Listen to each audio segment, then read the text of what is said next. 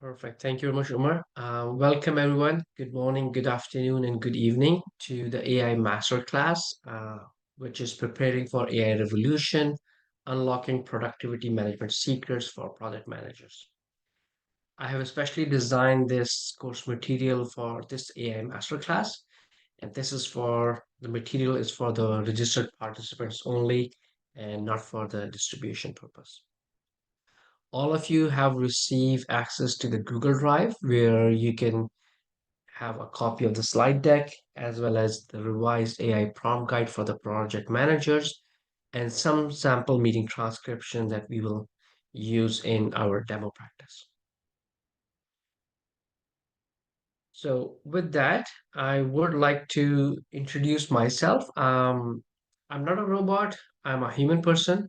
I believe most of you have seen my speaking engagements earlier, and I've been working in industry for 20 years, got my PMP in 2008, and number of other industry certifications.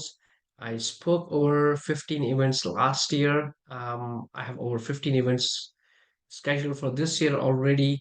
And I started doing my research on AI and project management back in 2017, 18, and did my first research talk at PMI New Zealand and Singapore in 2018. So I've been looking into this when it was really not there. And since the launch of ChatGPT, we have seen that this is like happening a lot everywhere.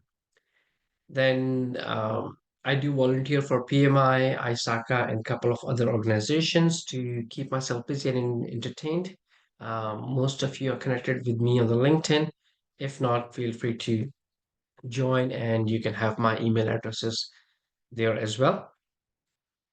So with that, our agenda for today is we will cover the AI fundamental. That would be roughly 45 minutes to an hour that we will spend there. Then we will talk about prompting skills. That will be an hour or so. And then we get to some hands-on exercise. And after the exercises, we will come back and look at some of the ethics, risk, governance, and security concerns related to the generative AI. We will review and recap. If anybody interested in a quiz, I can give you a quiz as well. And then we will adjourn in about 4 hours from now. So with that, what I would like to do is to have a little icebreaker session where you can introduce yourself, you can tell, say your name, your location or the time zone that you are in, a little fun fact about you. And the other question I have for all of you is that this is 4 hour session, 4 hour masterclass. Would you prefer two 15 minutes breaks or would you prefer one 30 minutes break? I understand some people are in the different time zone may have a lunch or dinner time. So do let me know and then we can adjust accordingly. So let's get started. I have Laura on my screen. So Laura, maybe if you can unmute yourself and tell us a little bit about yourself. Yes, pleasure. So my name is Laura Perri and I'm connected from Italy. I'm a project manager. I'm working for Bosch. I'm in Bosch now since 19 years, and I'm currently developing a new interesting system for the driver monitoring system. That is kind of an innovative concept because we will look at the drowsiness and distraction of the people. Mhm. And I'm quite interested in this course because we need something in order to speed up a little bit. So get rid of all this kind of stuff like preparing minutes, preparing lesson learned, reviewing schedule. And so that's why I'm here today. Excellent. And would you prefer two breaks or one 30 minutes break? I would say I don't have any necessity of a long break because for me the time here now is 4 p.m. So Okay. for me it's 4 to 8, so I can arrange. So Okay. Okay. Perfect. not a big. I will arrange. I will find a way. Okay. Excellent. Thank you, Laura. Appreciate you joining from all the way from Italy. Next we have Lisa. Hi, my name is Lisa McCurry. I'm actually based in Eastern Time Zone, United States, great state of Tennessee. I work for an organization called CNS, Consolidated Nuclear Security, located here close to Oak Ridge, and been a project manager for more years than I like to count. And uh, really interested in using this AI, even though I cannot currently use it in my job, but definitely like playing around with it, getting to know how to speed things up and so on.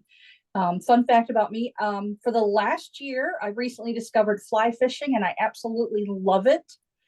It is Nice. a very zen activity and takes me out of the project management mode. So, and two 15-minute breaks are probably what I would prefer. Awesome. Great. Next, I have Rana Tariq. Hi, it's Tariq here, and I'm from Calgary, and I'm a project engineer working in oil and gas industry.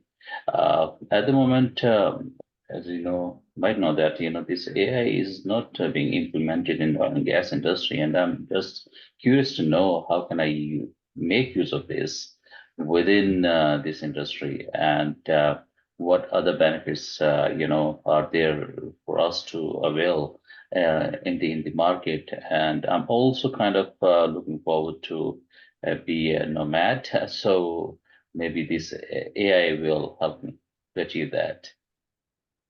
Great. Thank you, Rana Tariq. Yes, you're absolutely right. It's generative AI has been there for over a year now, but most of the companies have not adopted it, and we will talk about it during this class, master class as well. Next, we have Rich. Hello, my name is Rich Carrot, and I work for a company that administers health benefits for a labor union servicing Washington State's caregivers. I'm located in Seattle, and I am looking forward to today's class to get a more of a grounding in AI as it relates to project management. Um, a fun fact is I'm intending to travel back east to view the eclipse um, in April, but I tend to have bad luck with things like that. So I'm expecting there to be clouds or rain or something like that. But still, I will make the journey. And I guess I would prefer also the two 15-minute breaks, but Okay, open to anything. Yeah. great, great. Yeah, I mean, watching solar eclipse is amazing experience. About like 4 or 5 years back, I was working overseas in Qatar, and there was a solar eclipse, and it was really fun to watch that fire of the ring. It's amazing, but make sure you have like good eyeglasses and don't look into that thing. It's gonna hurt your eyes. Right. No, I've got my glasses, if only the clouds stay away. We'll Awesome, see. Thank you. good. Wish you all the best. Next, we have Joy. Hi, I'm Joy. I've worked with projects for about 15 years. I'm in Edmonton, Alberta, and just currently working towards obtaining my CAPM and then my PMP in a couple years. I've gone back to school, working full time, and it's a challenging to get my bachelor degree at the same time. So my life is either work or school or studying.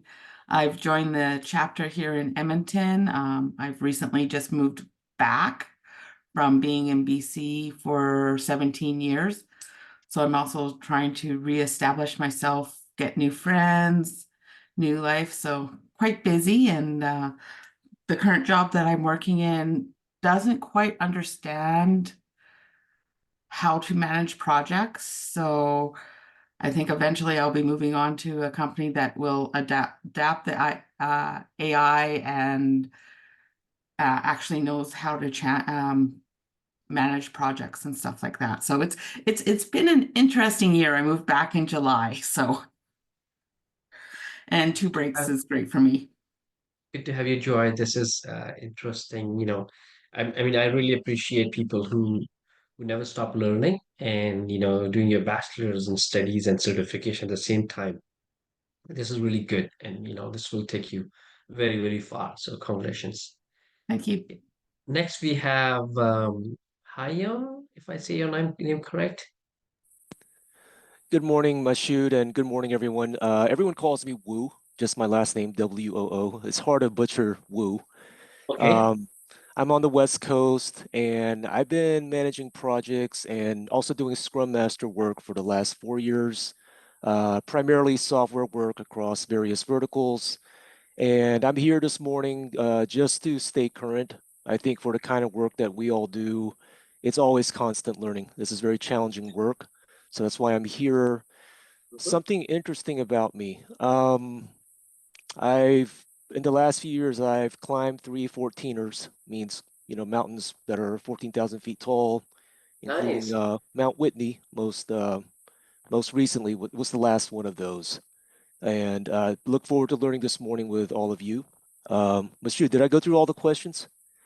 My Yeah, short my yeah feel my free. short-term memory stinks. Not for the typical California reasons, but yeah, it's sometimes it just goes. I hope I answered all your questions.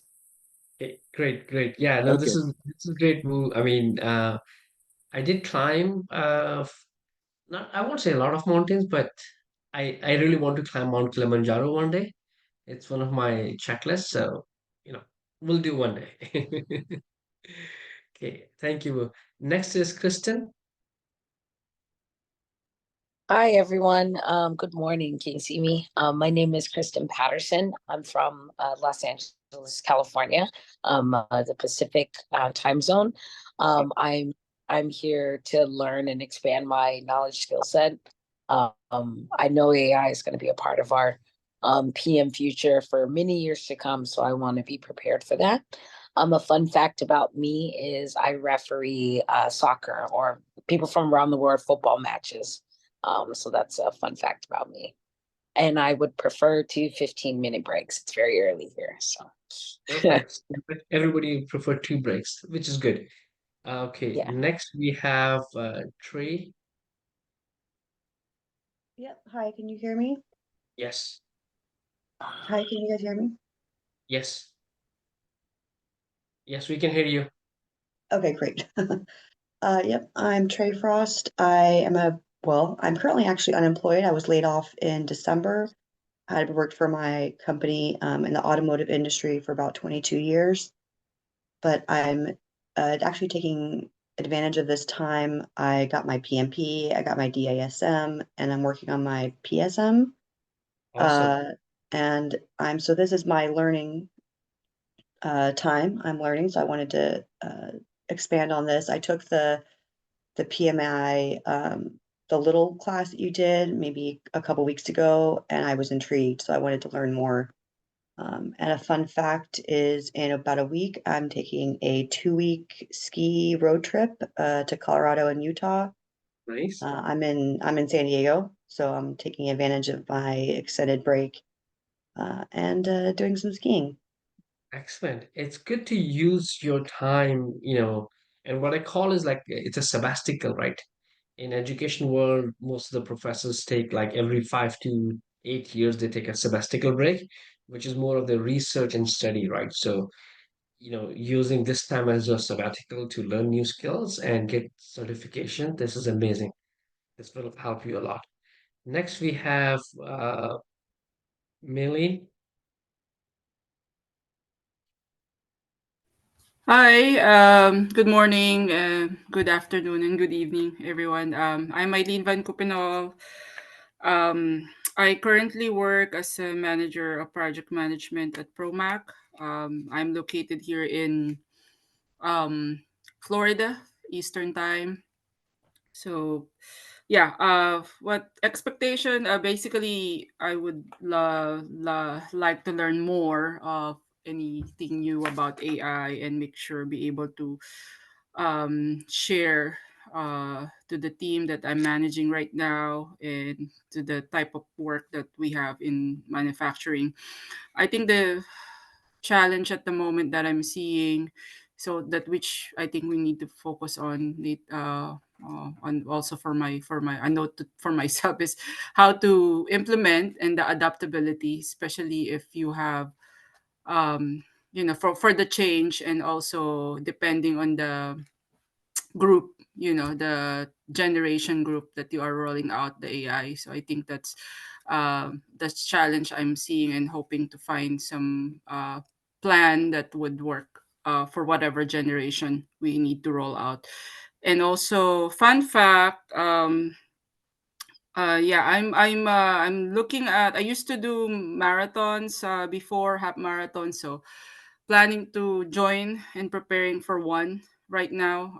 Again, running, so to put some balance. And also, yeah, nice to join. I'm happy to join the here. And Mashud used to be my manager. Yes. So he was my manager in my previous work. So I'm glad to join and be part of this learning journey. Thank you. Thank you, Marian. Good to see you again after a long time. So really appreciate you joining this call. Do we have Anna or Wendy on the call? Did I miss anyone? I have two names that I'm missing, and then two other names who have apologized. So, okay. So let's get started. And as some of you have seen my earlier talks, so I usually start with talking about patterns. And why I like to talk about patterns, because to me, patterns are everywhere. And pattern tell us very important lesson. It helps us predict the future. It helps us understand what could happen. Pattern sometimes tells us exactly what's going to happen next. Sometimes it just gives us the cues or some hints, but it's really important to understand the patterns. The example I usually give is from learning from the patterns from first industrial revolution to second to third and the fourth. The first industrial revolution was all about mechanical engine, steam engine, hydropower that helped us build some factories and some mechanical production. Then came the second industrial revolution that was powered by electricity, mass production, and amplifying productivity and reshaping the future. The first industrial revolution lasted over 150 years, from agriculture age to the first industrial revolution.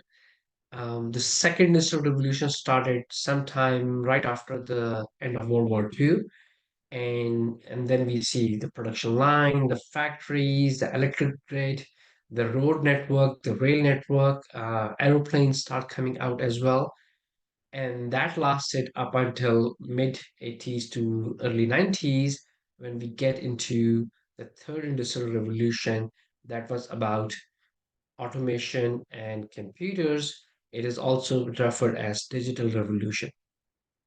So this was a time when we start seeing the internet, we start seeing the technology adoption, we start seeing personal computers, and that was the beginning of the third industrial revolution from early 90s to up until a few years, where we kind of have finished that third industrial revolution time frame and now stepping into the fourth industrial revolution.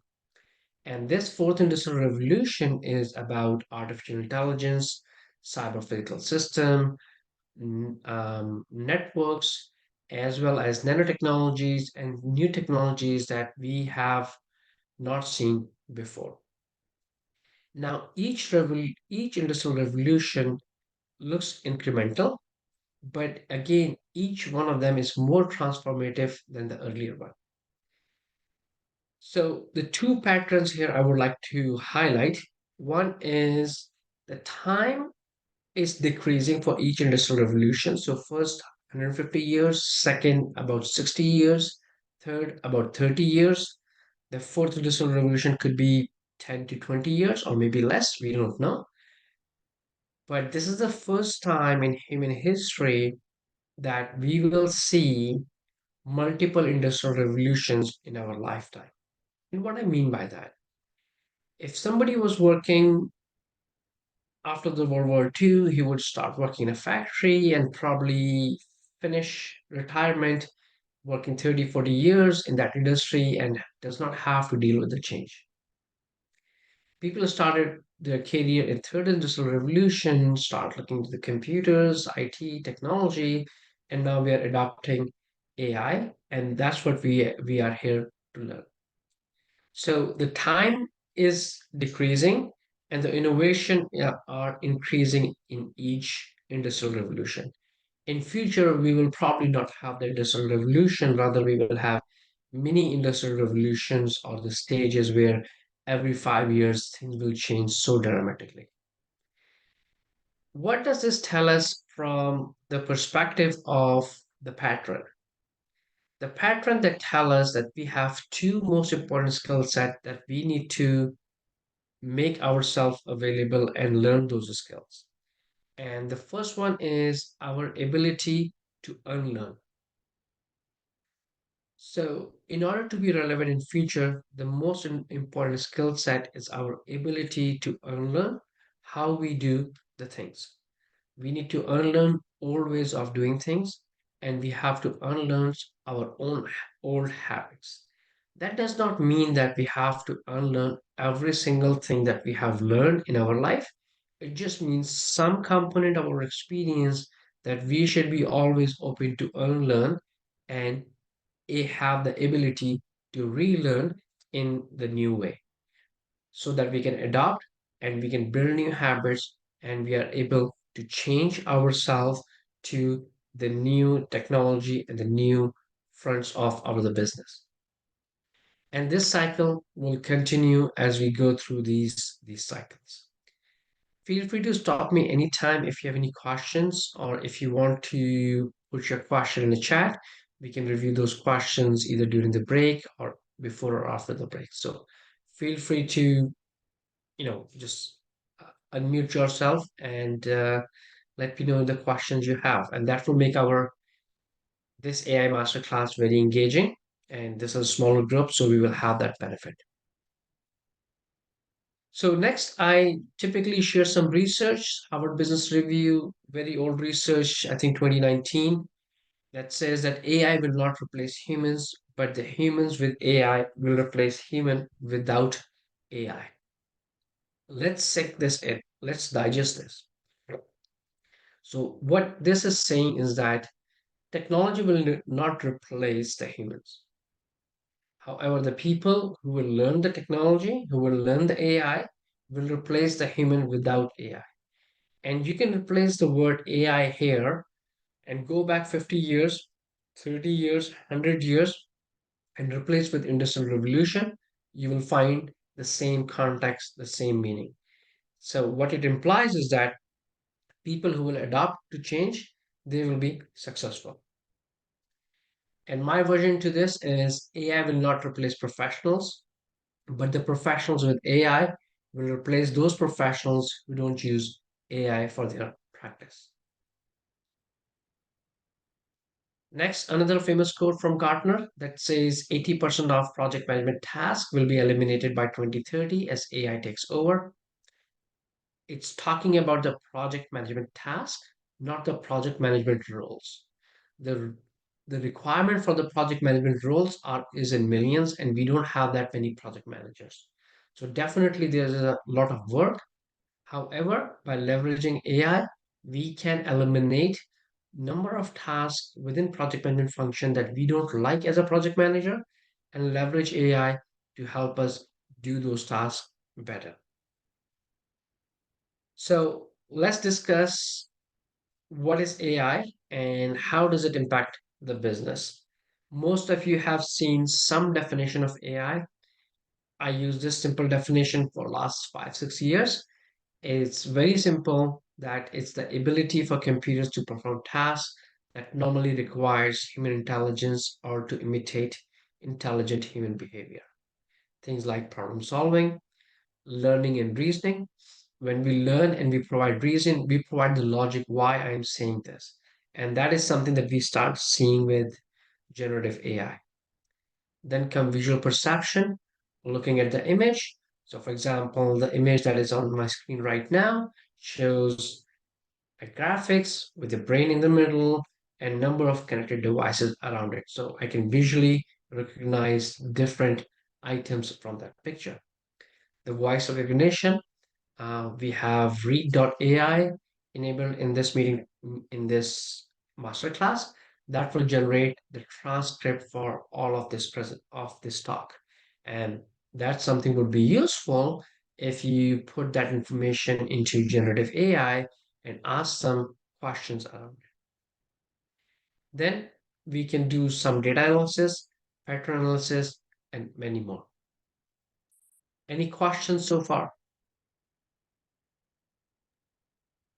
Do we need to learn any kind of hard stuff like Python and the languages, all that stuff, data analysis stuff, for the sake of for getting into AI? Very good question, Tarek.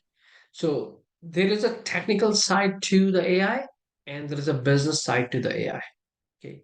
So technical side of AI, you need to, if somebody really wants to do it, yes, definitely they can learn Python, they can learn different LangChain. There's a thing called RAG, and there are like so many technology out there that you can go and learn if you want to become a technical expert in AI. This course is more looking into how AI can help project managers so that our focus is more on the business side of the AI, and that's what we will focus in today's masterclass. Anyone have any other questions or comments? Okay, cool. Let's continue. So, how AI will impact businesses? So, the first bullet I put here is AI can help automate the repetitive task. It can help us increase efficiency and reduce the cost. So some of the tasks that we do repeatedly. So for example, follow up on the email. Um, as a project manager, we follow up on the task. And if somebody does not complete the task, we go and we talk to them and understand what is happening.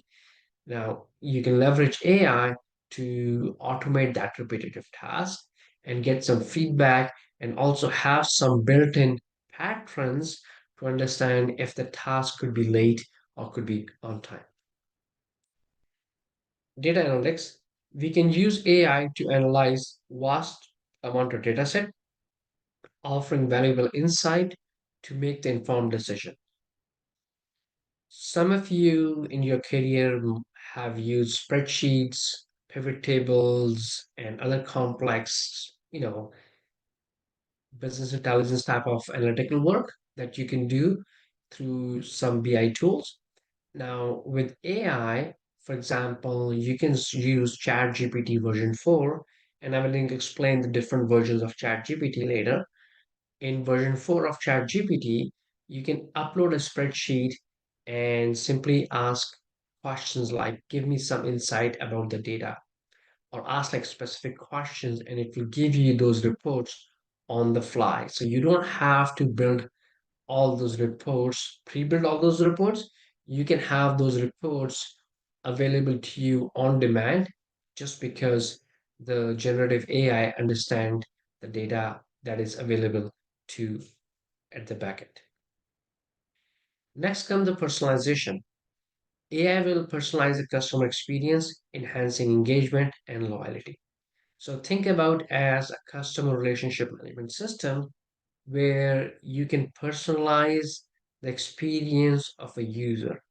So an example could be you have a customer service agent who can only speak English. However, you can have the AI in the backend that can translate in the real time so that you can provide customer service in any language.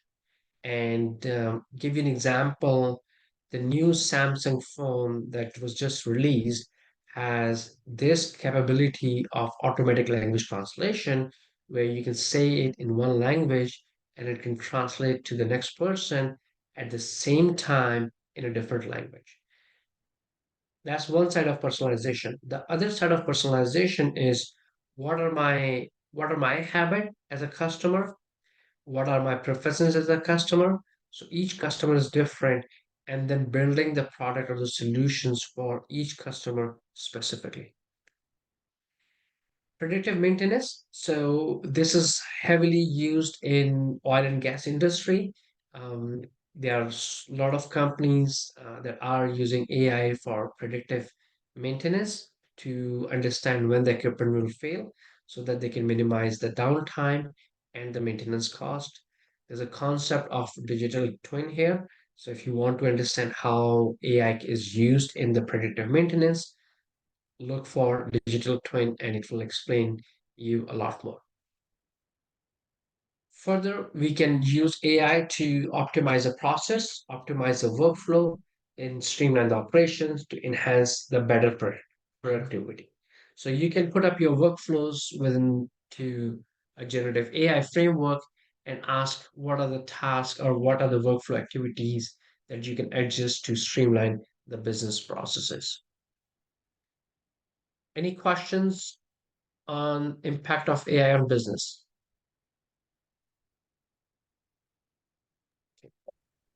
Any example for process optimization? Sure. So think of process as what happens when you go into any system, right? How do you interact? How customer interact with your processes, right? So when we do process optimization, and these are the concepts in Lean Six Sigma, where you do a process map and you say the customer comes in. For example, many years back, I did for a pharmacy operation. Customer comes in, gives the prescription to the pharmacy agent. Pharmacy agent look into the prescription, look into the system, find that particular customer and look for the prescription and see if this is a normal refill prescription or this is a new prescription. And depending on refill or new, follow the next step. Okay. And now there are a number of wait times in between, number of tasks that are dependent. So for example, if it's a new prescription, then pharmacists need to deliver and talk to the patient. If it's a renewal prescription, then you don't have to wait for pharmacists. You can simply deliver the prescription because this is given to the patient before. So looking at that process and see if this process comply with my healthcare guidelines. So you can have your healthcare guidelines from your federal, provincial, or state government and say, I have verified this process. Please look into this and confirm if it complies with those regulations. The other example could be the pharmacy regulation now changes. Now you need to comply. That means you need to add one more steps. So how can we add that without impacting the time it takes, but still giving the good output to our operations?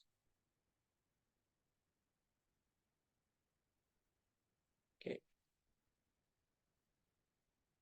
Okay. So let's move on to AI for rudimentary tasks. So some of you who might have attended my webinars or my virtual talks or in-person talks, I typically ask a question, is there any project manager in the room who loves to take the meeting minutes? And I haven't found one yet. And that's one of the tasks that most project managers don't like it because taking meeting minutes meaning I need to write down who said what is expectation, and sometime as a project manager, I may not understand the technology or may not understand half the business of that specific industry, and I might lose few things. So this is where AI can comes in picture. So example that I have used in my webinars is a meeting transcription. And even for this masterclass, we have a meeting transcription running in the background. And you can simply copy that, put it into generative AI and ask to create a summary of this training.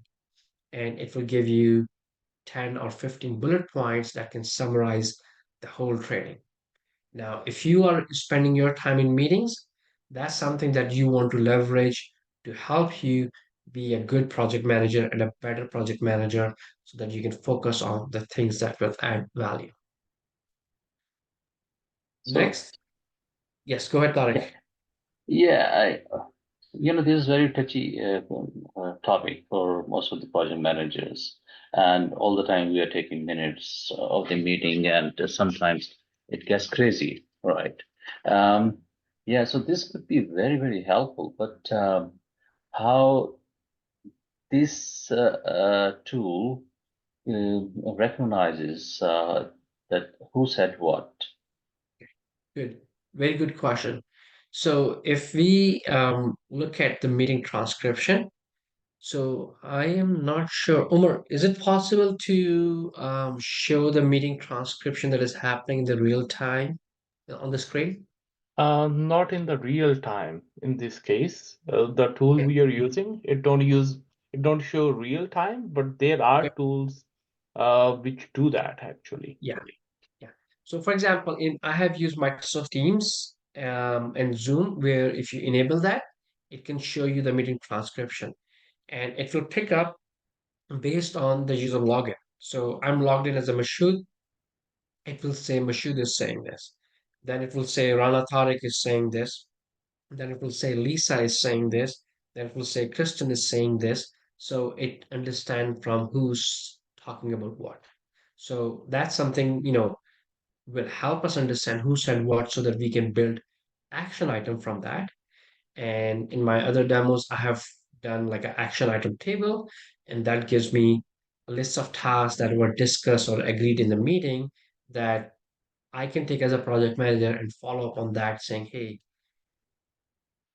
Lisa, you have promised that you will do this and this task by this and this date. Are you done, or where are we on that task status? Right. So this is where AI can help us follow up on those tasks. That can eventually help us generate the status report saying that we had a meeting, we discussed about 10 different tasks. We are 80% complete. We are pending on the two tasks. We are on track or we are not on track. And you don't have to build those status report by yourself in future. It can be generated for you. What you need to do is you need to review the status report and just confirm that this is saying what you really want to say about your project. So how about if all the members are in a room, the boardroom, Yes. not online? Online AI will recognize by the logging. How it Mhm. will recognize if we are having a meeting in the boardroom? Yes. So if you remember, we talked early the definition of AI. It can recognize the voice. And if your meetings are happening in physical in the room, you probably need to, start the meeting with a little introduction. So everybody will introduce themselves. My name is Mashud. I'm a project manager. Next person will come in and say, hey, my name is Umar. I'm a business analyst on the project. So we can do a roundtable of introduction, and every single individual human has a different voice pitch. And the AI systems are getting smarter and smarter so that they can recognize your voice. And then based on the earlier information, they can relate this voice is from Mashud, this is from Umar, this is from Lisa, and then assign those tasks accordingly. You might have heard a term deep fake, where what people will do is take a voice of some popular person and then, train the AI and then let it speak something that is funny. Right? So again, the AI is so powerful. It is there. Again, do we have that tool available to public? Some of them, yes. Are those tools available in a business setting? Probably not, but those tools will be available in near future. And this masterclass help us understand what is possible, future possibilities, or what are the current possibilities leveraging AI. Yeah. So, Personally, I saw also a training about a tool which is kind uh-huh, of able to identify the mood of the person, yes, which is kind of scaring, but yeah, this was yes, interesting. yes. So if I have the recordings of my initial talk from PMI New Zealand 2018, and there I talked about sentiment analysis. Like by just reading the meeting transcription, you can look at the team sentiment. So you can ask a question, and I have done this one a number of times based on the meeting transcription that I've generated. How was the mood in the meeting? Is team productive or not? Is team cohesive? Are there any fights in the team? Who's a team member, who's positive or who's negative, right? And AI pinpoints very, very clearly. Now, this also get to a little bit of a risky area or the gray area where some of these things should be banned because as a project manager, I should not be asking question about a particular person capabilities. It should be something between HR and their manager. So yes, there are, technology is there. Is that technology available in a cohesive manner? Not today. Will that be available to us in future? Definitely. Okay. So coming back to rudimentary task is we have the task reminders, voice reminders. The Gen Z people use voice reminders a lot. FAQ, find me information on code. The example I use is as a project manager, sometimes we have to, pay the invoices. And you might remember you receive an invoice from a vendor in November. You don't know the invoice number or the actual amount. And if you try to search your mailbox, you'll find number of emails from the same vendor, right? So, but you're looking for something in November that was about the invoice.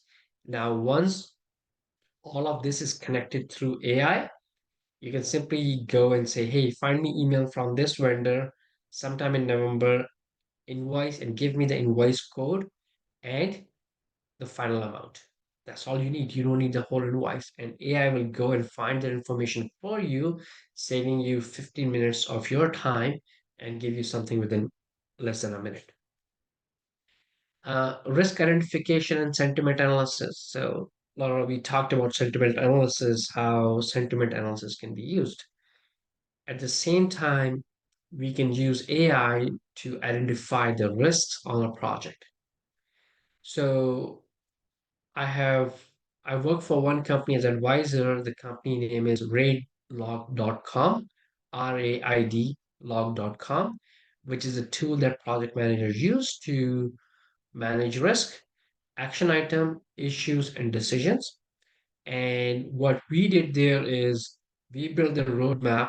I helped them build a roadmap to identify the risk on a project based on the project information that you have, give those risks to your project managers, and then project managers can say, yes, I like this risk. I'm going to edit this and I'm going to make my own.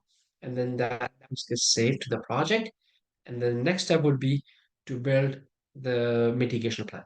So this is being done in Raidlog right now for to identify risk and build the mitigation plan. Now, the more in future, we will see a lot of new tools that will come in the market, a lot of existing project management tool that will come with risk identification because this is a very low hanging fruit that can show the value of AI and the project management. And then I already talked about automatic language translation. That is something very useful. So with that, I'm going to take a pause and ask if there is any questions. No? Okay, cool. Let's jump into some of the AI capabilities, categories, and models. So in the next section, we will talk about some of the vocabularies, some of the terminologies that you will hear. Um, Again, this would be not at a technical level. This would be more at a business level. So you have a good understanding of these capabilities, categories, and AI models whenever you're speaking with someone in your team. First, we will start with level of AI capabilities. So the first one is artificial narrow intelligence. It is also called weak AI. It is specific to the task. So for example, a smart speaker, a self-driving car, something, some AI technology that can only do one specific task. That is artificial narrow intelligence or weak AI. Next comes artificial general intelligence. This is known as strong AI. It has the ability to think and it is on par with human capabilities. That means it can do multiple function just like human and close enough with human capabilities. And then there is artificial superintelligence. This is a holy grail. This is a hypothetical scenario that happens in the movies, in the fiction, and this is where AI passes the human capabilities. That means AI can do a lot more than human can do in multiple areas, not in just one area, but in multiple areas. Now, in order to make artificial superintelligence happen, a lot of things need to happen. And we have the government that controls, that help us provide the laws and jurisdiction to do certain things differently. And those laws would be in place to help us in a way that if AI even gets there, it's not a danger to the humanity. It's something that will enhance the human capabilities. Next, I'm going to talk about categories of AI. The first one is generative AI. The generative AI help us, as the name suggests, it's about generating content. It's a subset of AI that excels at creating data, content, or even the entire simulation or the training. The noticeable example is generative AI is behind deep learning models like ChatGPT 3, ChatGPT 4, Google Gemini, also known as Google Bard, Cloudy 2, Meta Llama, and bunch of other that help us generate human-like content in multiple languages. So we will cover some of those topics in much more details later today.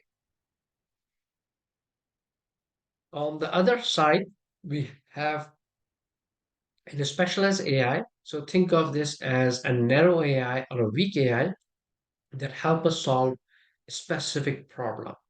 The example I give is medical diagnostic, right?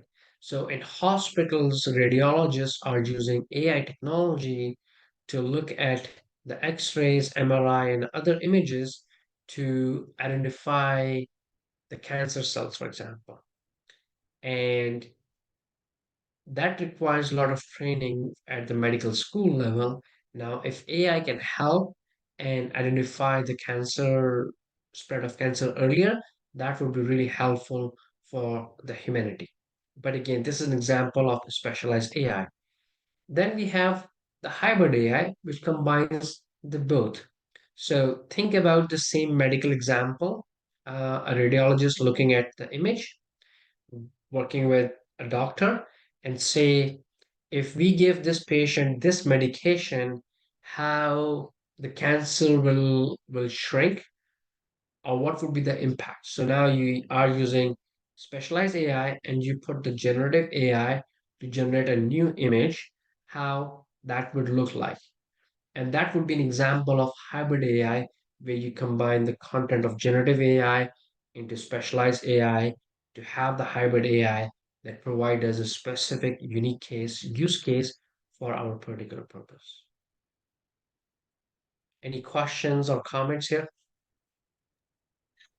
Yeah, I have a question. Can you explain what it means generating context?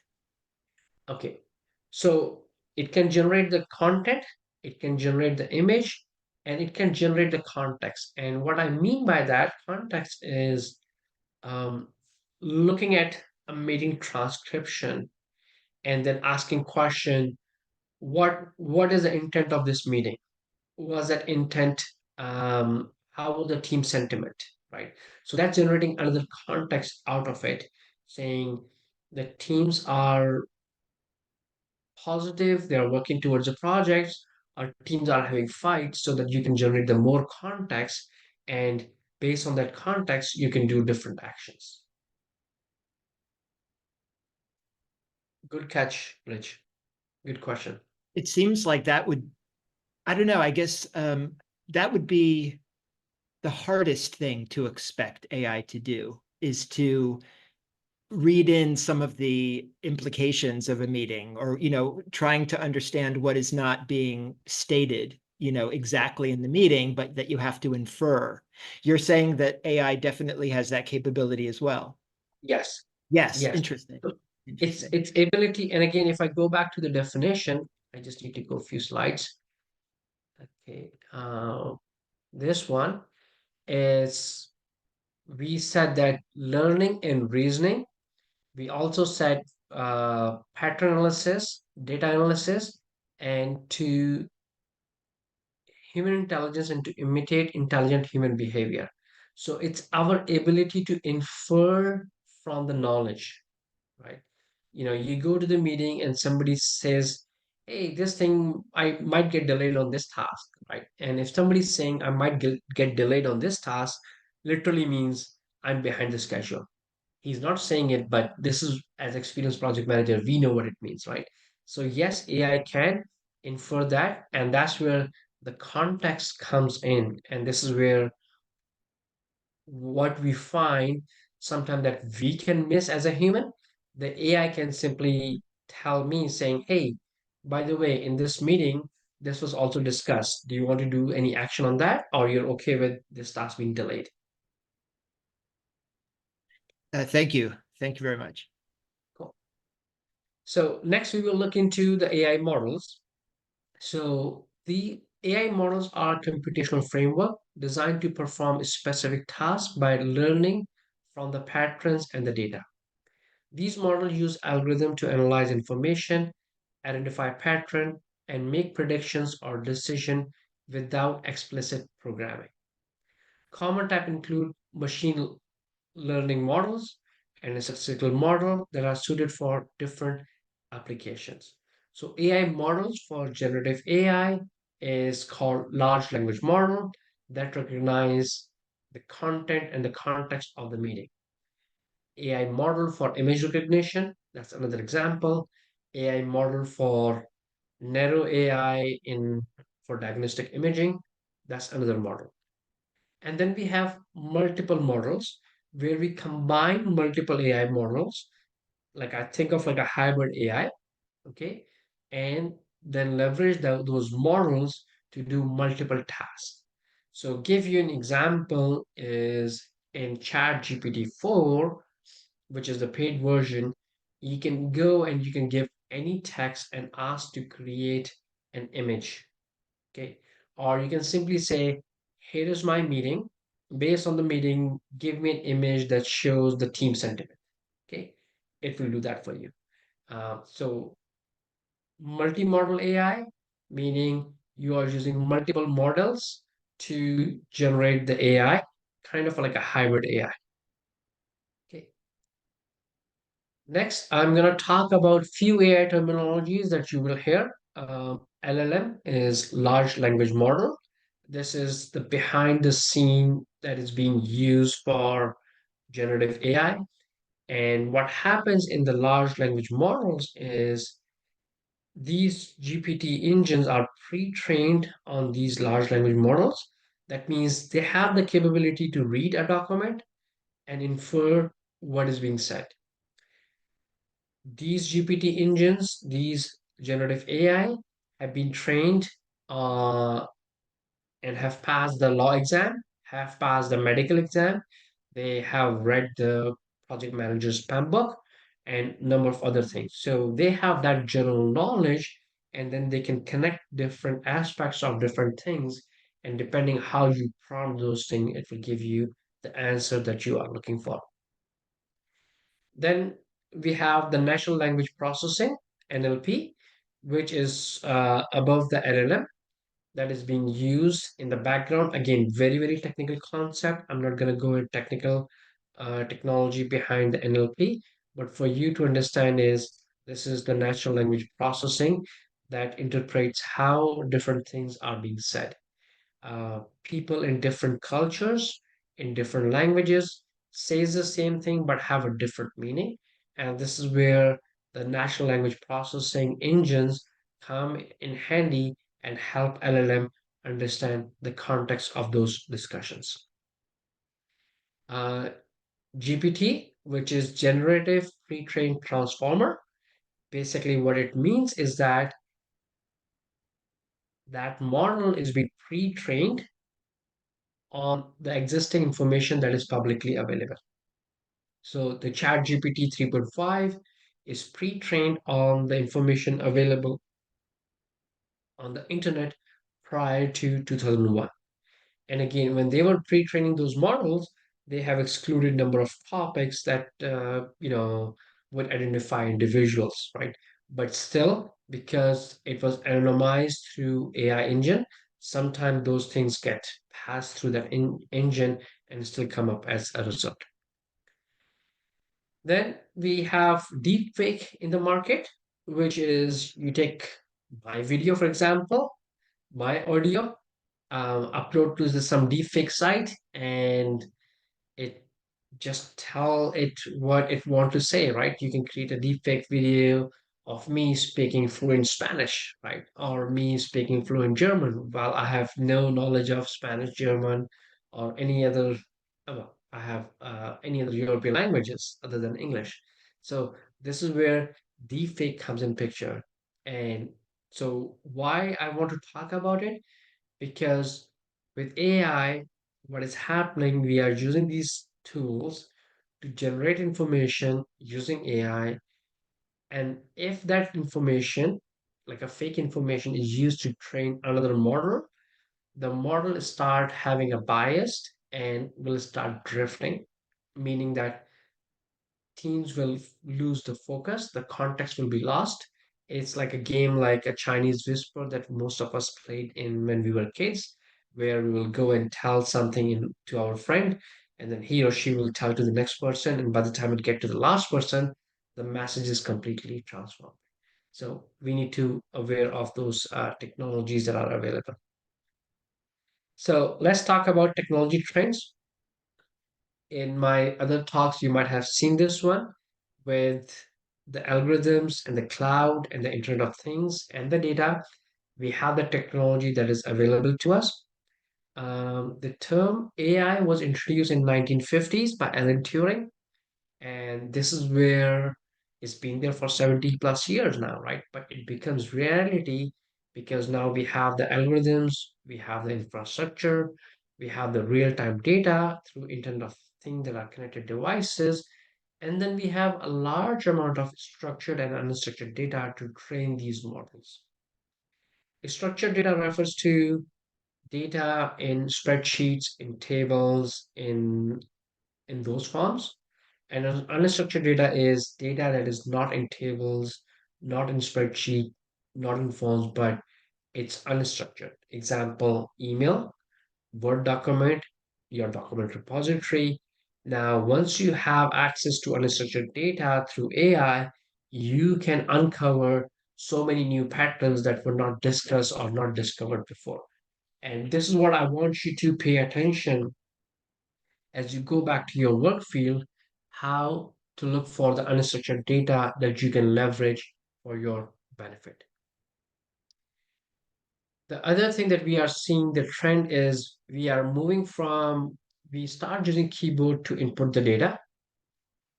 Then we start using desktops, computers. We had the typewriters in 80s, then we have the desktop computers.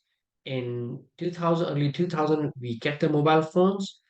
Now we are moving from graphical user interface to voice-enabled system. Most of us have used Amazon Alexa, Google Home, or Apple Siri to do these tasks. And now with that, we are moving into the future. And the future trend is, can anybody guess what would be the future trend from the previous patterns? Maybe augmented reality. Maybe definitely augmented reality. So we are moving into augmented reality, which is interactive experience overlaying computer generated content onto the real world environment, enhancing and augmenting user perception. Then comes the virtual reality, simulating an immersive experience that you can play the games or you can do your safety training for somebody to show that he is on top of the building and cleaning up the building, for example, right? So rather than in a real situation, you can create a virtual environment. And this is all possible because of spatial computing that enables the collaborative work from the remote environment, right? So recently, in last 3 weeks, Apple released Vision Pro, which is their device that you can wear. You do not need to have four different screens, but you can have like 50 different tabs, and each tab could be open in a different place. And once you physically walk into that space, you will see that tab or you will see that window. You can watch the video in very, very high resolution and have like a 100 feet screen display just for you, right? So those things are not possible. These are the new technology. Now, once the business adopts those in next few years, that will change the game. So that trend also tell us that in future, we'll probably not use the keyboard and the mouse that we use today. It it will change. We will completely interact with computers using our voice, and it will know who is talking and what they're talking. Any question, comments, or observations? Could you please explain a little bit more the AR with example? So, okay, so give you an example in Dubai, in Emirates, they are launching a new technology, and even in US, it is available that you don't need to show your passport. It just look at your picture, and it knows who you are, what your nationality is, what your visa status, and let you pass the immigration. So I have experienced this in US already. In some places, some US airports, they do have that technology where they look at your picture and before you open your passport page, it gives you a green signal and you can just enter, right? So behind the scene, the spatial computing, the augmented reality, virtual reality, it is using a lot of AI to create that environment that is not real, but virtually you can feel it. Okay, cool. So, do we want to take a break now, or should we just continue and take a break in about maybe 30 minutes or 20 minutes? How do we feel? Still good to continue. Good to go. Okay, let's continue. So now I give the basic fundamentals of AI. I give some terminologies that about the AI so that you have the basic understanding. You can see how to what the different patterns are and how can we connect in future, how AI is related to the virtual reality and spatial computing and how it will transform our future. Now let's look at specifically at the generative AI. So we have number of generative AI tools available in the market. The few common ones that are widely used is Google Gemini. They used to call it Google Bard. They renamed it last month only. So this is competition to ChatGPT. Again, it's a Google product. So you will see a lot of Gemini features in your Gmail account. So for example, on my phone, because I signed up for Google Gemini, I can simply open up any Gmail and then simply type what I want to answer, how I would like to respond, and then let Google Gemini generate like a formal response that I would send to the email recipient. The next, ChatGPT, which is OpenAI, uh, the back is supported by the Microsoft. It's owned by Microsoft in the back end. So that is something that we are using for last 1 year now to have a conversation with ChatGPT. Cloudy 2 with anthropology or anthropologist, another AI model from Facebook. It's called Meta Llama, and then Microsoft Copilot. So you can go and download Microsoft Copilot for your Android devices. You can also download Gemini for your Android devices as well. So that is available to you on your phone. On Microsoft Copilot, for example, on your Android phone, you can simply talk to it. So you don't have to type. You get to the screen, you press a button, that's a microphone button, and then you can simply talk, and then it will generate the content for you as you speak. Again, these are the tools that are available at this time. There will be more tools available in the future. This is not the complete list of AI tools. There are thousands of them. There's nobody who knows all the AI tools available in the market. This is just a quick, high level, five big, uh, you know, companies that are fighting for that industry, that landscape. Now, we have experienced most with ChatGPT because that's been out there for quite a long time.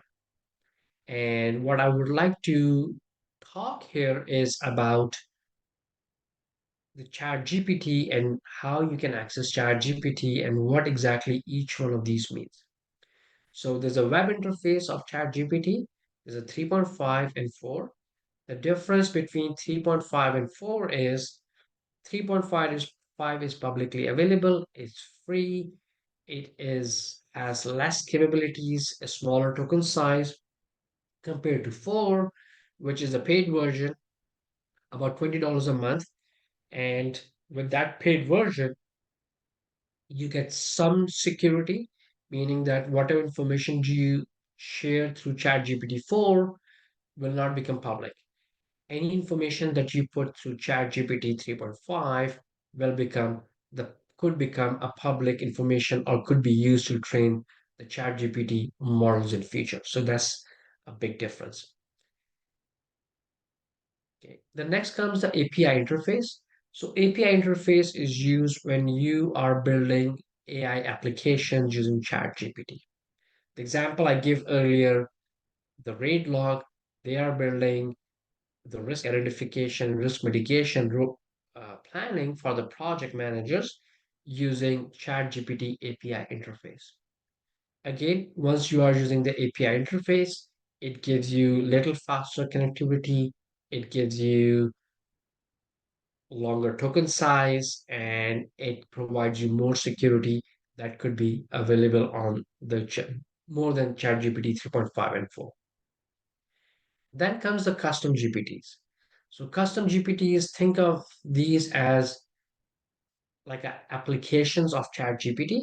And the ChatGPT launched a store for the custom GPTs where you can put your custom GPTs, and depending on how many people use your GPT, you might get some revenue sharing from those. So that's their platform that ChatGPT is marketing to create the custom GPTs. Example of those could be PMI has launched a custom GPT for the PMP exam simulation.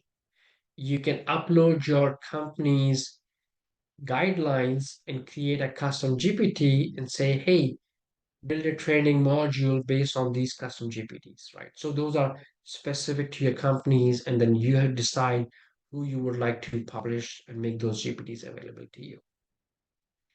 The last one is Enterprise GPT, and this is where ChatGPT is marketing to the enterprise and using Microsoft as their forefront engine to sell the enterprise level GPT, where you can have the GPT engines and the generative AI within the organization at multiple levels, and that will have the security, the IT controls, and the governance around the generative AI to build a true picture of the generative AI.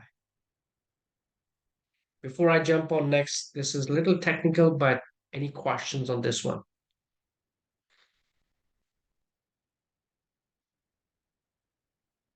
Okay. Just understand, the enterprise chat GPT can have anyhow access to the external data, let me say, but it is expected to secure the internal one, right? Yes. Yes. So the idea is that it is pre-trained on the data outside, and then you can say that here is my company's data, and use this data to answer the question that I will ask through my enterprise level chat GPT and make sure my end is secured, and not just secured by within my organization, but you can have level of access. So for example, this data set only available to the finance people, This data set only available to the IT. This data set only available to the project managers. And this is a common or shared data between the groups of the team or the whole enterprise. So like a role-based security would be there as well. So it looks like these are the layers that we can create. Uh, Yes, okay. yes. So think of these as the layers. So the first is the free version. Everybody's using it. People start feeling comfortable. Get to the paid version. Then you get to the API interface, which is like at the integration where you build application and interface through ChatGPTs, custom GPT specifically, and then enterprise GPT where you have a lot more enterprise level control, how you want to manage and who can access what data and what insight. Is there a, I'm assuming there's a refresh capability on the enterprise to where you're constantly pulling new data from the universal? Okay, but you're never feeding the universal in the enterprise unless you specifically request it? Yes, again, those are the configuration. Those are how you would like to set up your enterprise. So Mhm. some businesses may select this way, other businesses may select the other way. So this is where enterprise GPT comes in and help you, customize it based on your industry needs. So Okay. for example, if you if you're working in a news, right? Say you're a news outlet, you are interested to understand what is happening on the website, what are the latest trend on TikTok, on the Instagram, on the Facebook, and other things. So you will have a constant feed from those. And other businesses, if you are a manufacturing business, you don't care what is happening on TikTok, right? You simply want to optimize your workflows about your process optimization, those types of things. So as your business objectives are different, your enterprise chat GPT configuration will be different. Thank you. Okay, good. Okay, now let's talk about the AI prompting skills. So So, just like to interrupt here. go By ahead. looking at the time, I think this is a good time for break, as how we schedule this code. So if we can take a 15 minutes break before we move forward. Perfect. I think that's a good segue. So let's take 15 minutes and come back at 9:33 my time. So whatever your time zone you are in. So we'll So see in about I'm 15. going to share a screen where it will show the timer. So Perfect. Excellent. Thank you, man. Appreciate it.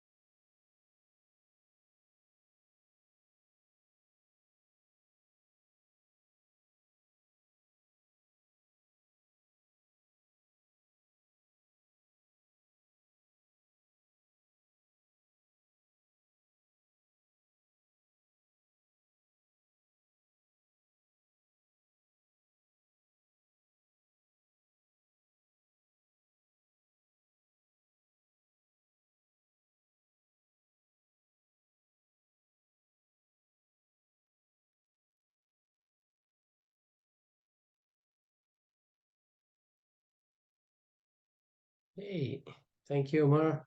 And I hope everyone is back.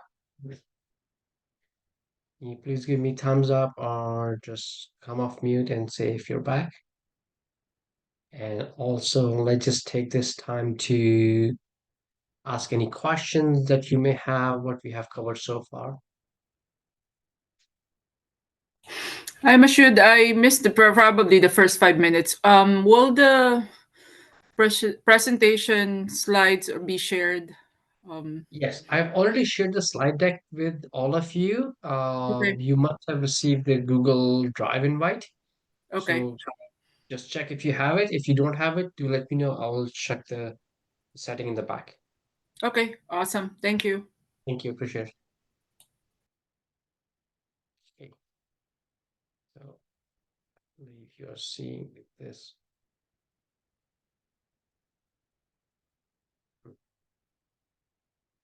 Okay, cool. So let's get started. And to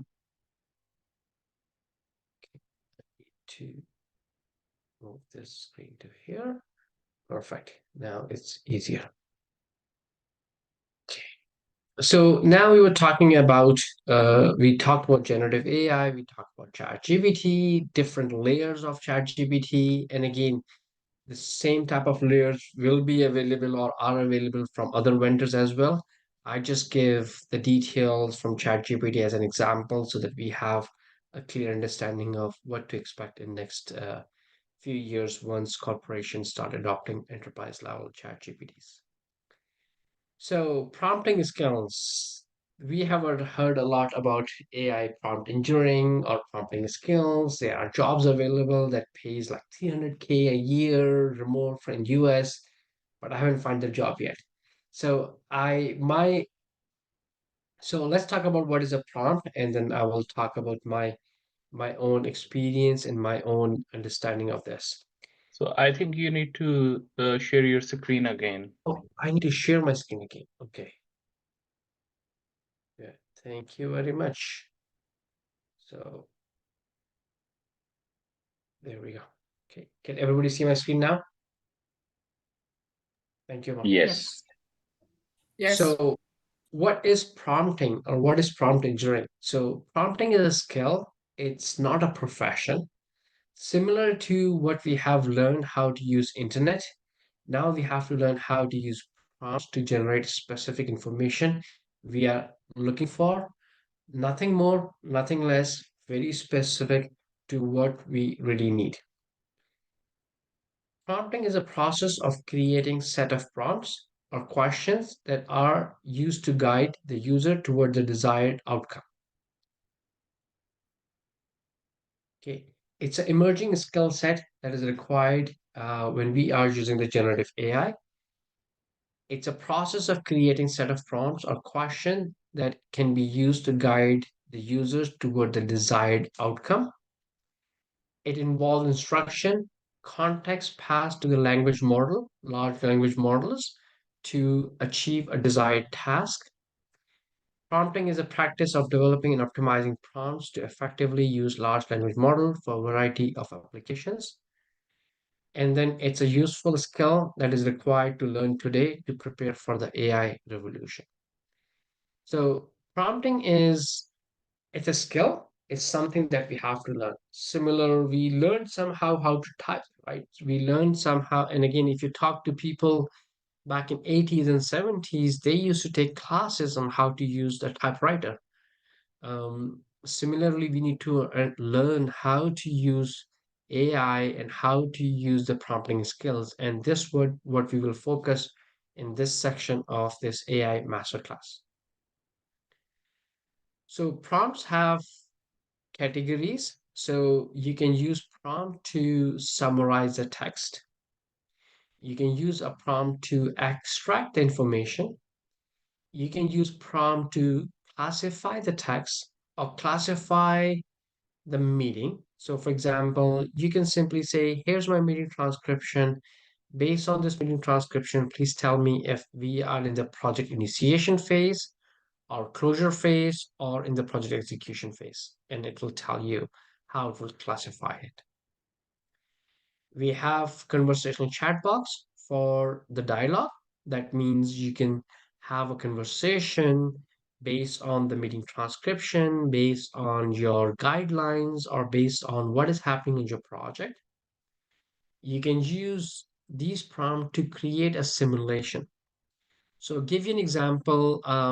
Couple of days back, I did a webinar at East Tennessee PMI, and I believe one of you is from East Tennessee as well. And we were running a scenario, and then somebody asked me a question. Let's just put a prompt where we will ask ChatGPT that the project has been being delayed. What one thing that we can deprioritize and put up a simulation. I put that prompt, and ChatGPT gave the answer that the person was expecting, that this is something that we can deprioritize. Now, there's another category is which is very heavily technical is code generation. So you can generate a code using ChatGPT. There are a number of tools out there. Even Microsoft Copilot is helps programmers nowadays to write the code so that programmers don't have to write the code by themselves. They can use these GPT engines to generate the code, review the code, make sure the code has the right variables and right connections, and then make it work, right? So the whole idea of this code generation is to help software engineers and developers to write a better code.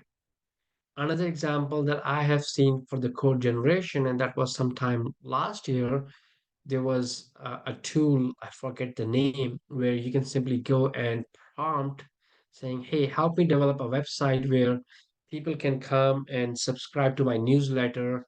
And once they subscribe to the newsletter, they get this thank you message, and then their email address is added to my Google spreadsheet, right? And it will generate the code for you. You just need to go and put it on your website, and it's going to work smoothly. So all those things are available as we talk today. So these are the general categories of prompt, what you can use the prompt for. So let's look into the elements of a good prompt. What makes a good prompt? So again, these are the good prompts, meaning the way we do prompting today might change in future, right? So these are the instructions that are, so what we need to do is we need to provide the instruction, a specific task or the instruction you want your model to perform, okay? So instruction is the first component of a good prompt. Then you need to provide a context. So you need to provide a context like external information. You need to provide persona. So external information could be a meeting transcription, could be the handbook or the guideline.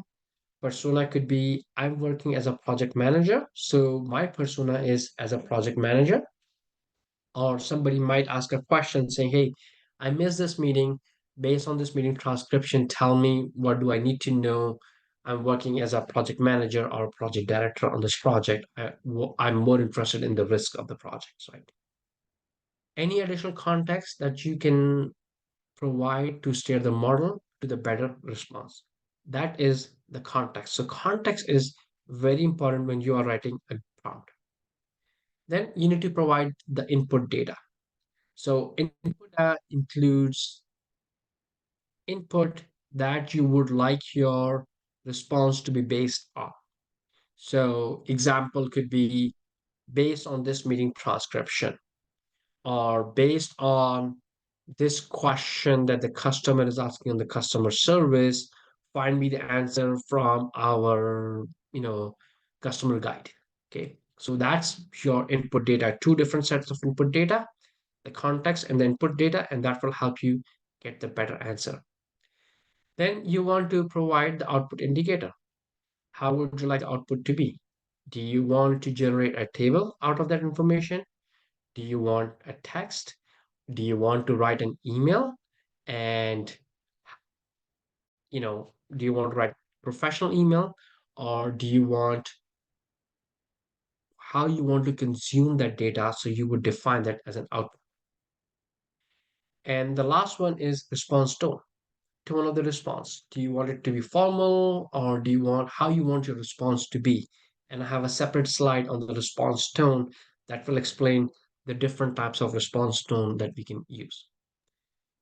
Mashu? Next, yes, So going back to the slide, yes, if there is an example, for example, PNID, I've got a set of PNIDs, and then I've got LDT, like uh-huh, line designation table, right?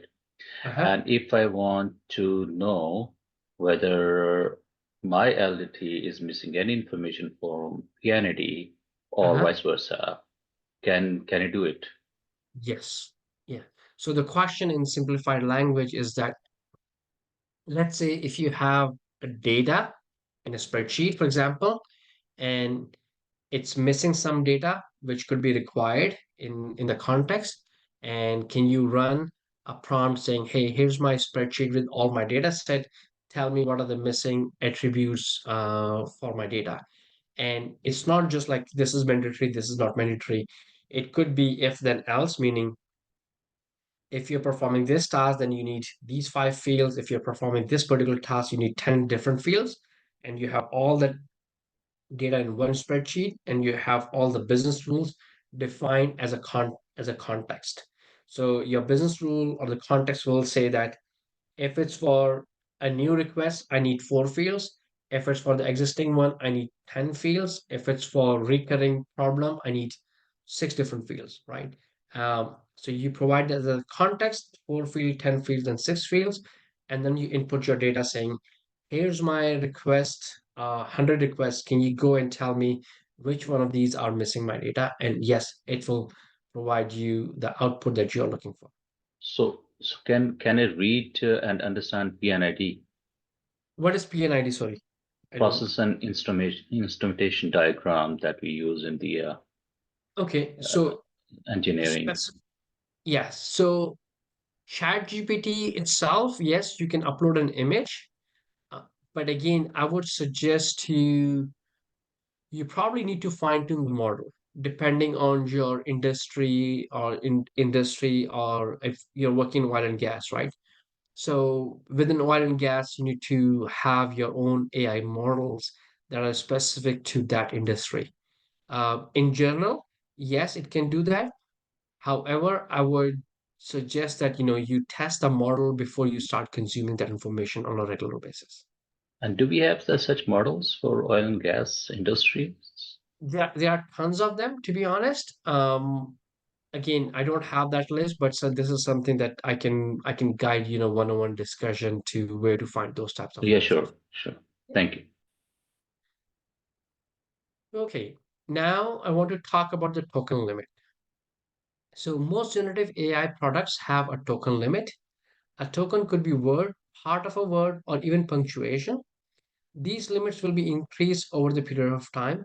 However, these limits will impact how much data can be processed by the generative AI, specifically for a meeting transcription or how much data you would like to upload. For ChatGPT 3, the maximum limit is 3.5 is about 4,000 tokens, which is translated to about 4,000 words or the characters, depending on how you including the punctuations. That means you can pass that 4,000 words in a one prompt and then ask the question based on those 4,000 words or the characters. Now, with ChatGPT 4, it's 8,000. With the ChatGPT API, it's a metered. That means depending on how many tokens you need, you will be charged that amount of dollar to it. So keep that in mind that the token limits that are available today tomorrow will be much more. Most of us know, like for example, when I started working in IT, there used to be like a floppy drive with 1.2 megabytes. That was a big thing, right? Now we have gigabytes of data, and I don't even pay attention to it, how big my one picture is, right? And again, same thing will happen with token. In future, we will not even worry about it, but something to be aware as you start using these new models that there will be some limitation where you might reach the token limit. Any question on token limits? Okay. Let's talk about the response tone. So response tone we use in AI prompts to help us create a human-like engaging interaction. So think of responses. You want a response to be funny, you want response to be professional, you want response to be informal, whatever your response tone is. It helps to engage the audience and it enhances the user experience. You're writing a formal email, you don't want to sound too funny, but you may want to sound professional and friendly at the same time. So that may work. It provides also provide the clarity and set expectation for how you would like the response tone to be. It also helps to craft messages that are culturally sensitive with a human touch. And it helps to build the emotional connection with the user when you're responding to, you know, somebody's sick or somebody's having some lost their job, right? The way you would write the message would be a little different depending on that particular constant. And that's what is response tone. So the example of response tone could be professional or formal. You know, write me a professional email to say thank you to my boss for recommending me on LinkedIn.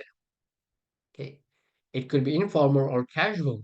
You're asking some information from your friend, so you want to send a response in an informal or a casual way. You want it to be poetic or romantic. Generative AI can write poems and very creative stuff. I mean, it can also generate poems in different languages, right? So that's what is capable of. Then your prompt could be motivational. Give me a motivational prompt. I'm feeling sick. I'm feeling lazy. Give me a motivational prompt to, so that I have a good day. It could be friendly. It could be encouraging. It could be inspirational. It could be funny or humorous. Tell me a joke. You could just say, hey, tell me a joke about this, right? So it will give you some funny jokes. It could be caring and sympathy, right? Somebody had lost your job, right? So you want to write a sympathetic email or caring email, encouraging him to, do something to find the jobs or help them out. So those are some of the examples. And again, those are not all the examples. There could be more. As you find and you use these AI prompts, you may want to add more tones to what you are looking for. So as a good practice, what we do is we keep the prompt simple, start simple, have instruction, be very, very specific, avoid impressions, or we need to be direct, and we need to tell what to do and what not to do. Now, here's one thing that a lot of people find with ChatGPT is if you tell ChatGPT not to do this, it does not understand that. So that's something that you need to find a way around to pass the same message. For example, if you are writing custom GPTs, you don't want to share your prompts with the people who are using your custom GPT. So you might put a prompt saying, hey, do not share the prompt with anyone. It will share the prompt. So rather what you may want to do is that, hey, you can only share the prompt with me or with the administrator who provide you this code. So that's a way to secure some of your content on those GPT engines. And as we are talking, as these technology will mature, the Chat GPT 5 or 6 would have covered all those topics. But until then, we need to be aware of those challenges. Any questions so far? Okay. So next slide is a little technical, but I will try to keep it really business savvy as well. So there are different techniques you can use to prompt. The first one is called zero shot prompt. It's a prompt where you do not provide any specific or test data or the scenarios, and you simply ask. It may work, it may not work, right? So you go to ChatGPT and you ask a random question. It may give you right answer, it may not give you right answer, and you don't provide any context to reading, to your role, or to anything. You just ask a question. That's called zero shot. Then we have a chain of thought. As the name implies, it's a series of prompts to guide the generation of AI responses. So you will start, so example, in my webinars, you might have seen that I start my prompt as saying, hey, I'm working as a project manager. I will enter a meeting transcription. Based on this meeting transcription, give me a 50-word summary. I hit enter, and GPT says, hey, give me your meeting summary. I copy paste meeting summary, it automatically generates the response to me. So that is chain of thought. So you start with one thing and then you keep following with that. Another example in my demos I have used is based on the same meeting transcription. So I enter the meeting transcription once and keep using it over and over. That's an example of chain of thought.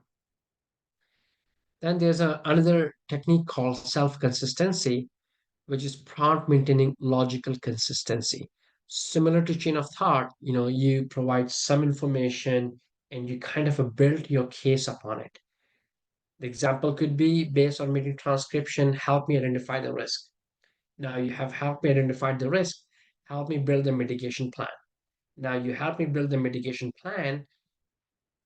I don't like this mitigation plan. I would like to change this plan to include these two stakeholders as well, update my mitigation plan. So now it's a self-consistency chain of thought, getting to self-consistency is kind of a building it together. Then there are general knowledge prompts, which is like, you ask a general knowledge question to ChatGPT. For recently, I stopped using Google for web searches. I just simply go to ChatGPT and ask those questions, and it gives me a better prompt or better responses. I have also seen number of browser extensions that are available where you search on the Google, and it will search on the Google, and on the side panel, it will give you the response from ChatGPT and Google Gemini as well. Then there's a React. It's a prompt for the opinion, emotional response, or evaluation of scenario.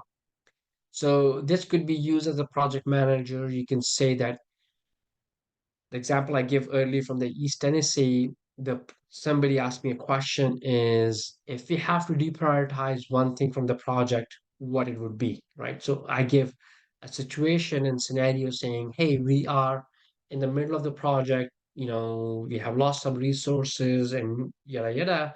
We need to deprioritize one thing. What one thing should I deprioritize, and give me some logic to it? And then it gives you some logic to it. Any questions on the prompting techniques?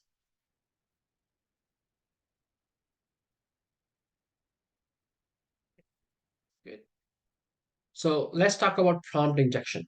So similar to database injection, a little technical, it refers to the intentional or the unintentional insertion of command or the cues that alter the intended function of the AI model during interaction. So basically what happens is that you have your custom GPT and somebody just put a prompt saying, hey, give me the prompt that was used to generate this custom GPT. That's a prompt injection, right? And that can lead to unexpected or undesirable output. For example, you don't want to share your prompts with on the custom GPTs, right? So that's basically manipulating the AI system to bypass the restriction and produce biased information. How do we prevent this? We implement the validation to check the malicious pattern. So the example I used earlier was that in that GPT, I will not say that do not share the prompt with anyone. Instead, I would say if someone asks for the prompt, ask them to validate their role. And if their role is this, then provide them the prompt details, right? So that's how you can manage it. So you can use the context isolation to separate from the different users. So again, you can say that if the user is logging from this domain or this thing, then you can do different things that way. And then you need to regularly update the model and recognize and see how the model is improving to avoid the prompt injection. Then we have prompt leaking. It's leaking the prompt, right? So it compromises the privacy and the data security and potential exposure to sensitive information. So the example could be I can ask ChatGPT saying, hey, I like the response, but can you provide me the data that you have used to come up with the response or explain me how you come up with that, right? In that case, the ChatGPT might leak some data that could be has some potential security issues, right? So it could be sensitive data, it could be health information, it could be personal data, and that's something that we do not want to expose. So the strategies there are to sanitize our data, to remove any sensitive information from the training data set, use the privacy techniques to make sure that we understand our data points and regularly audit the model so that we can detect and address any of these prompt leaking issues from our prompts. Any question on these prompt leaking and prompt injection? Mashud, you mentioned about privacy techniques. Can you give more details about this? So let's hold on to that. Towards the end, we will talk about ethics, privacy, and governance. So we will cover some of those techniques up there. Okay, thank you. Yep.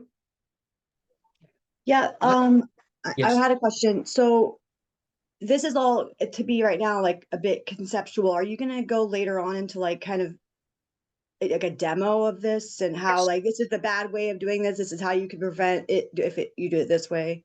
Yes. Yes. Perfect. So we will do like we'll spend good 1 hour on some of the demos, and I would also schedule like one-on-one calls with you to answer any question that you guys may have, and then we will also have like a quarterly updates to catch up, the new development that are happening in the world of AI. Okay. Cool. So prompt drifting. So this is what happens is that you give a prompt and it gives you a very good response, and you start using that prompt. However, over the period of time, your response is not the same as it was before. Okay. So this can lead to the degradation in the relevancy or the accuracy of the AI response. And what we need to do is we really need to continually look at our protocols and do our model alignment for the intended purpose. We need to have the humans in the loop. So in my talks, I usually talk about like human in the loop. That means generative AI generating some content, and then you apply and you say, yes, this is something is right or this is not right, and then you update your model, and then you regularly evaluate your models and benchmark to see there's no prompt drift. Then comes the AI hallucination. What is hallucination? Hallucinations happens when in a human, when a human start thinking about something and do like a overthinking and generating the false information into something, and we are convinced that this is something real. So what happens is that because these large language models are trained on large data set, sometimes they connect something that are not relevant, and they think in reality this is true, which is not the case. So this is where the AI hallucination happens. So the example is image recognition system seeing objects that they are not. So there are like so many images that are confusing to human. Now, once you give those images to AI, they may give a different answer, right? Um, and sometimes the large language models are creating incorrect or providing information that does not make sense. So, what do we do in order to do this?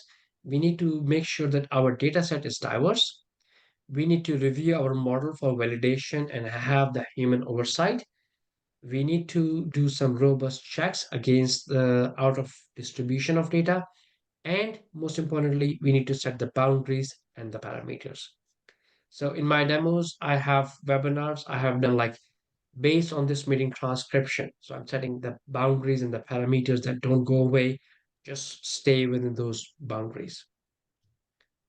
So I have a question about this. yeah. I observed with the ChatGPT that sometimes when I want to summarize a text, I simply provide via voice some information, and I ask a rework, a summarization.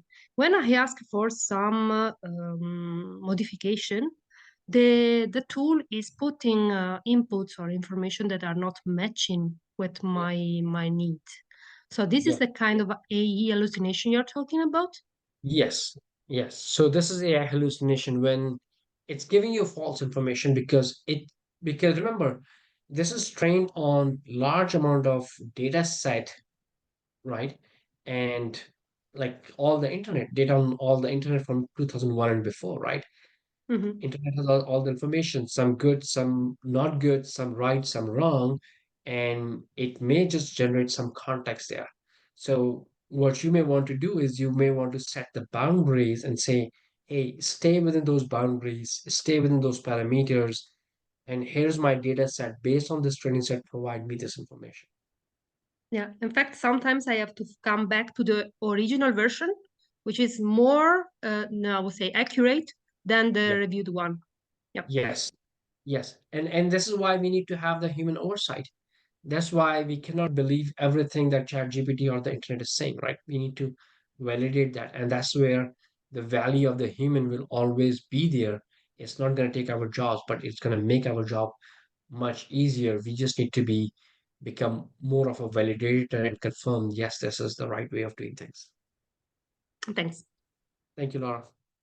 Any other question on these last 4 or 5 slides? They're a little technical, but I'm here to answer any questions you may have.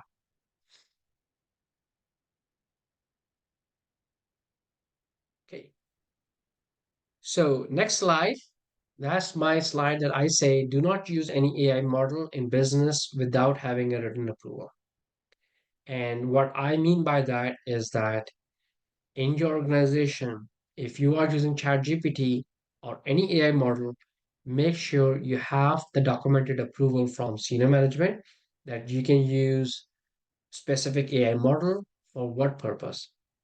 The reason being is that you may not know, but you may expose some personal information or some business confidential information to those chat GPT, for example, 3.5 or some other one, and that information could be leaked into to your competitors, right? So that will give the disadvantage to you. And companies and the businesses are working on to have the enterprise level GPTs, but they are still not there yet.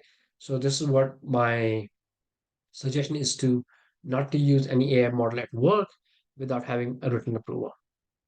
Now, what do we need to do to get there? We need to build the AI task force with the help of the legal or the general counsel to provide the legal advice. We need to have the privacy advocates to help us understand the privacy context in terms of our specific business. Say, for example, if you're working in healthcare, there's more privacy control. If you're working in bank, there's more privacy control. If you're working in manufacturing, there might be less privacy. So again, you might be okay, but still, you need to make sure that your organization is okay for you to use AI for certain tasks. IT security, they need to understand what technology or what tool you're using and how that tool is using the data that you provide. So their presence is mandatory, along with AI experts to understand the context and the business representative to have a better understanding of the way your business or your industry treats AI and how it would impact different things in the future. Any questions here? Okay, cool. Now we will get into the fun part of this AI masterclass, which is the actual working session. So this AI risk, ethics, and prism, we'll talk about it, but we're going to take about an hour to do some practice questions. And I have shared the revised AI prompt guide with you. So I need to check my screens now. So, okay.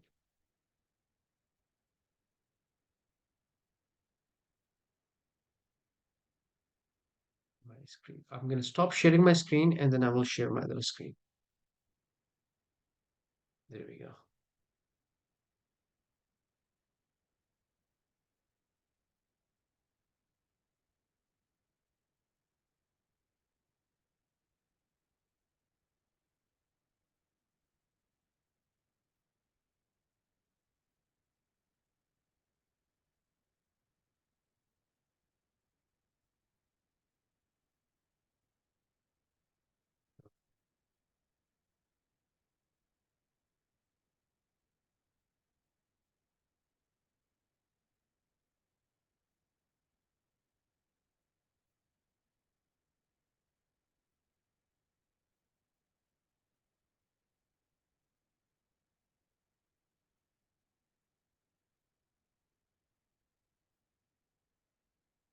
me go back and share my screen again.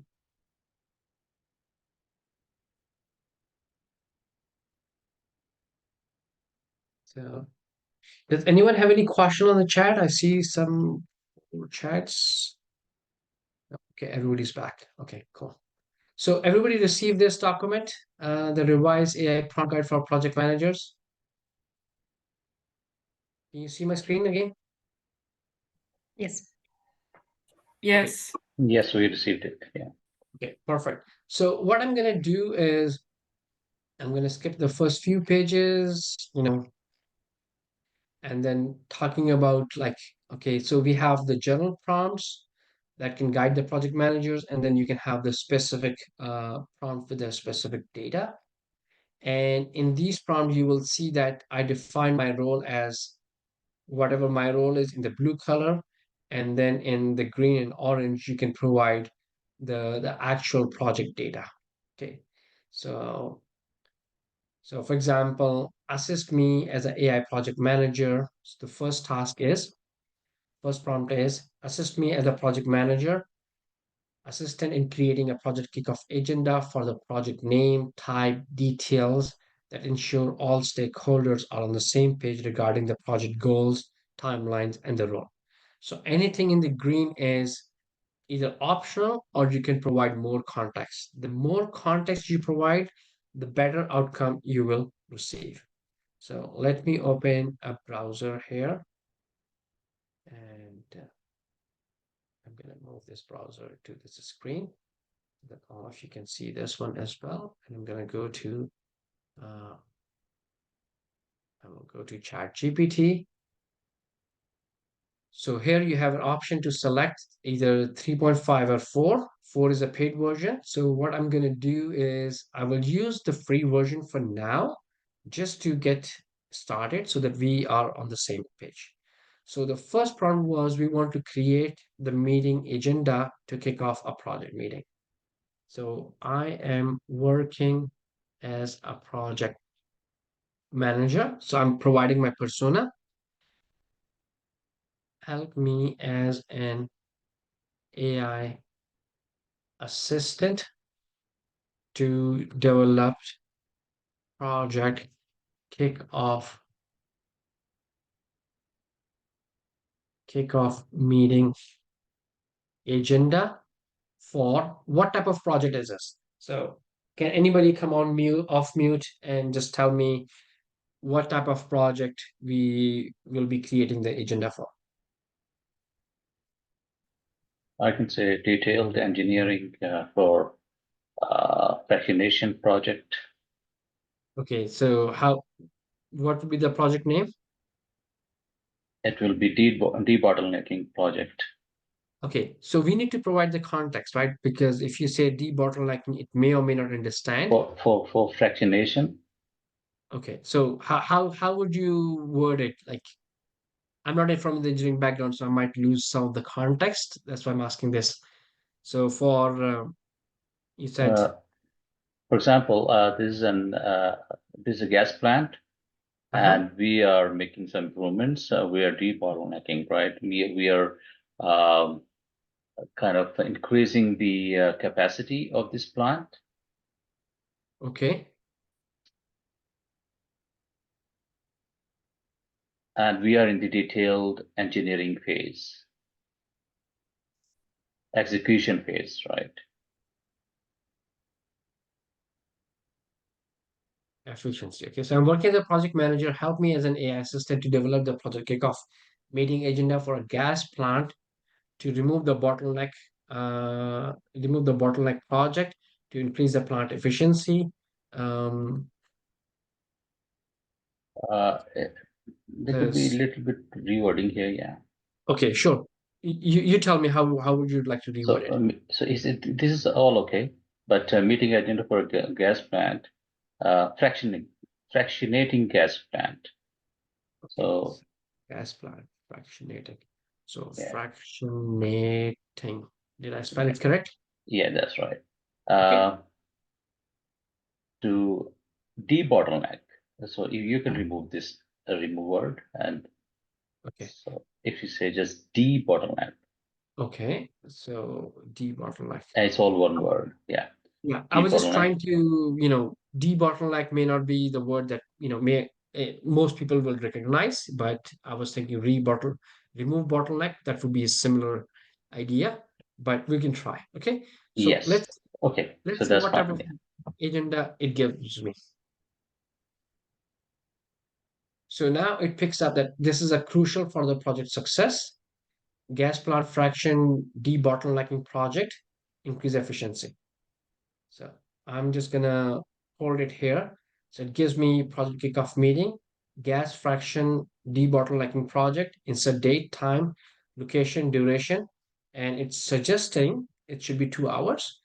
Now, you as a project manager will decide and agree saying whether it's going to be 2 hours or it's going to be 1 hour or 30 minutes. So you can update this one. The first agenda item is welcome and introduction, 10 minutes. Welcome note by the project manager, you. A roundtable introduction, name, role in project, expectation from the project. So you are setting some expectation and understanding the stakeholders.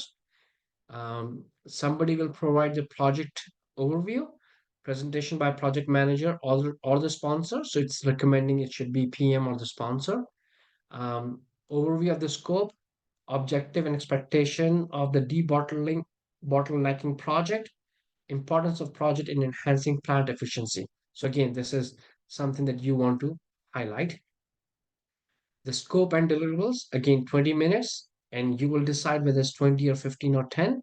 Detailed discussion on project scope, delivery, key deliverables and milestones, clarification, project plan and timelines. So presentation by of the project timelines, key milestones, major milestone and expectations, key activities and their sequencing.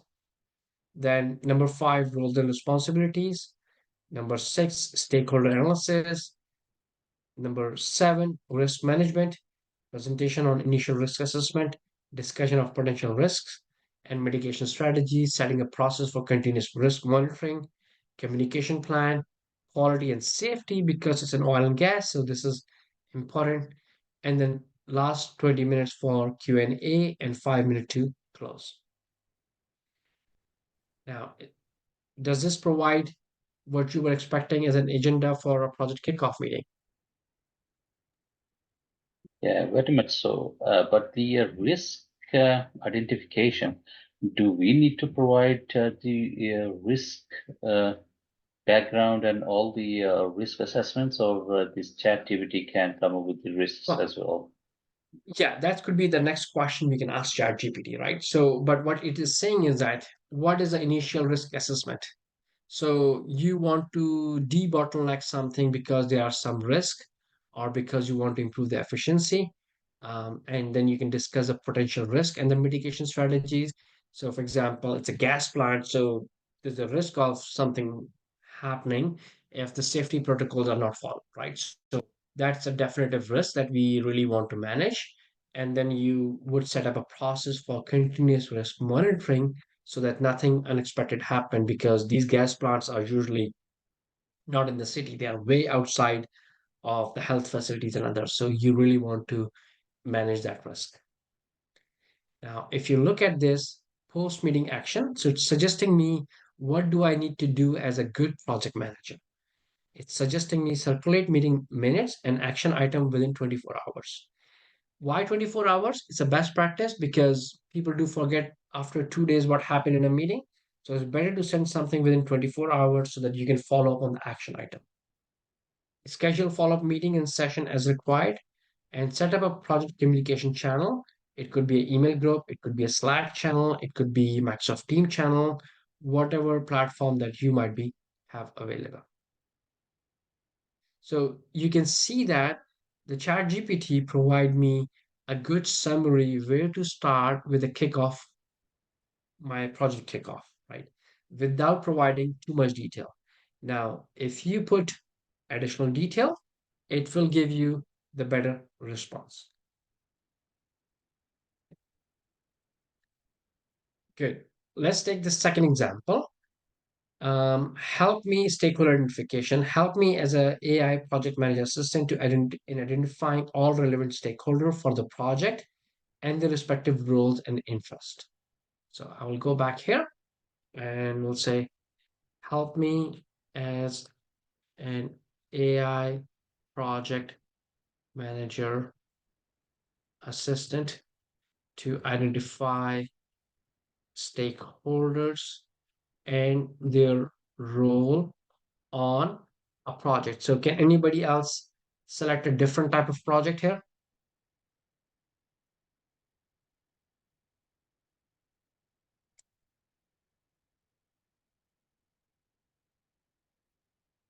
So let's pick up a project that you want to identify the stakeholders and their roles. I have a suggestion. Yes, please. What about health benefits open enrollment launch? Health benefit Benefits open opening enrollment launch. launch project for is it like a little bit more context? I want more context. So is it a private healthcare insurance? Is it a public healthcare insurance? Is it a hospital? Is it a clinic? Like give a little bit more context. For a private health insurance company. Private health insurance company. Okay. Any additional context that you may want to provide?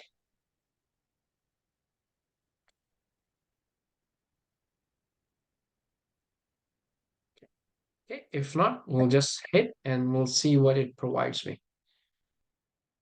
So now it will go to the large language model, look at the information on the internet and the project management guide and the project management blogs and other things and give me some suggestions.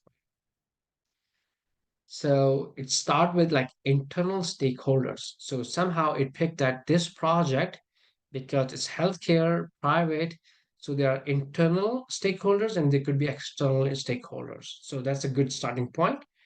Internal provides says project sponsor and executive management. Their role is to provide project oversight and strategic direction, key decision making on scope, budget, high level objectives, and health benefit launch. Project team. So their role is to plan, execute, and monitor the project. Marketing and communication department. Develop implementation strategies to promote new health benefit to potential and existing customers. This include creating promotional material, managing social media campaign, and handling public relation.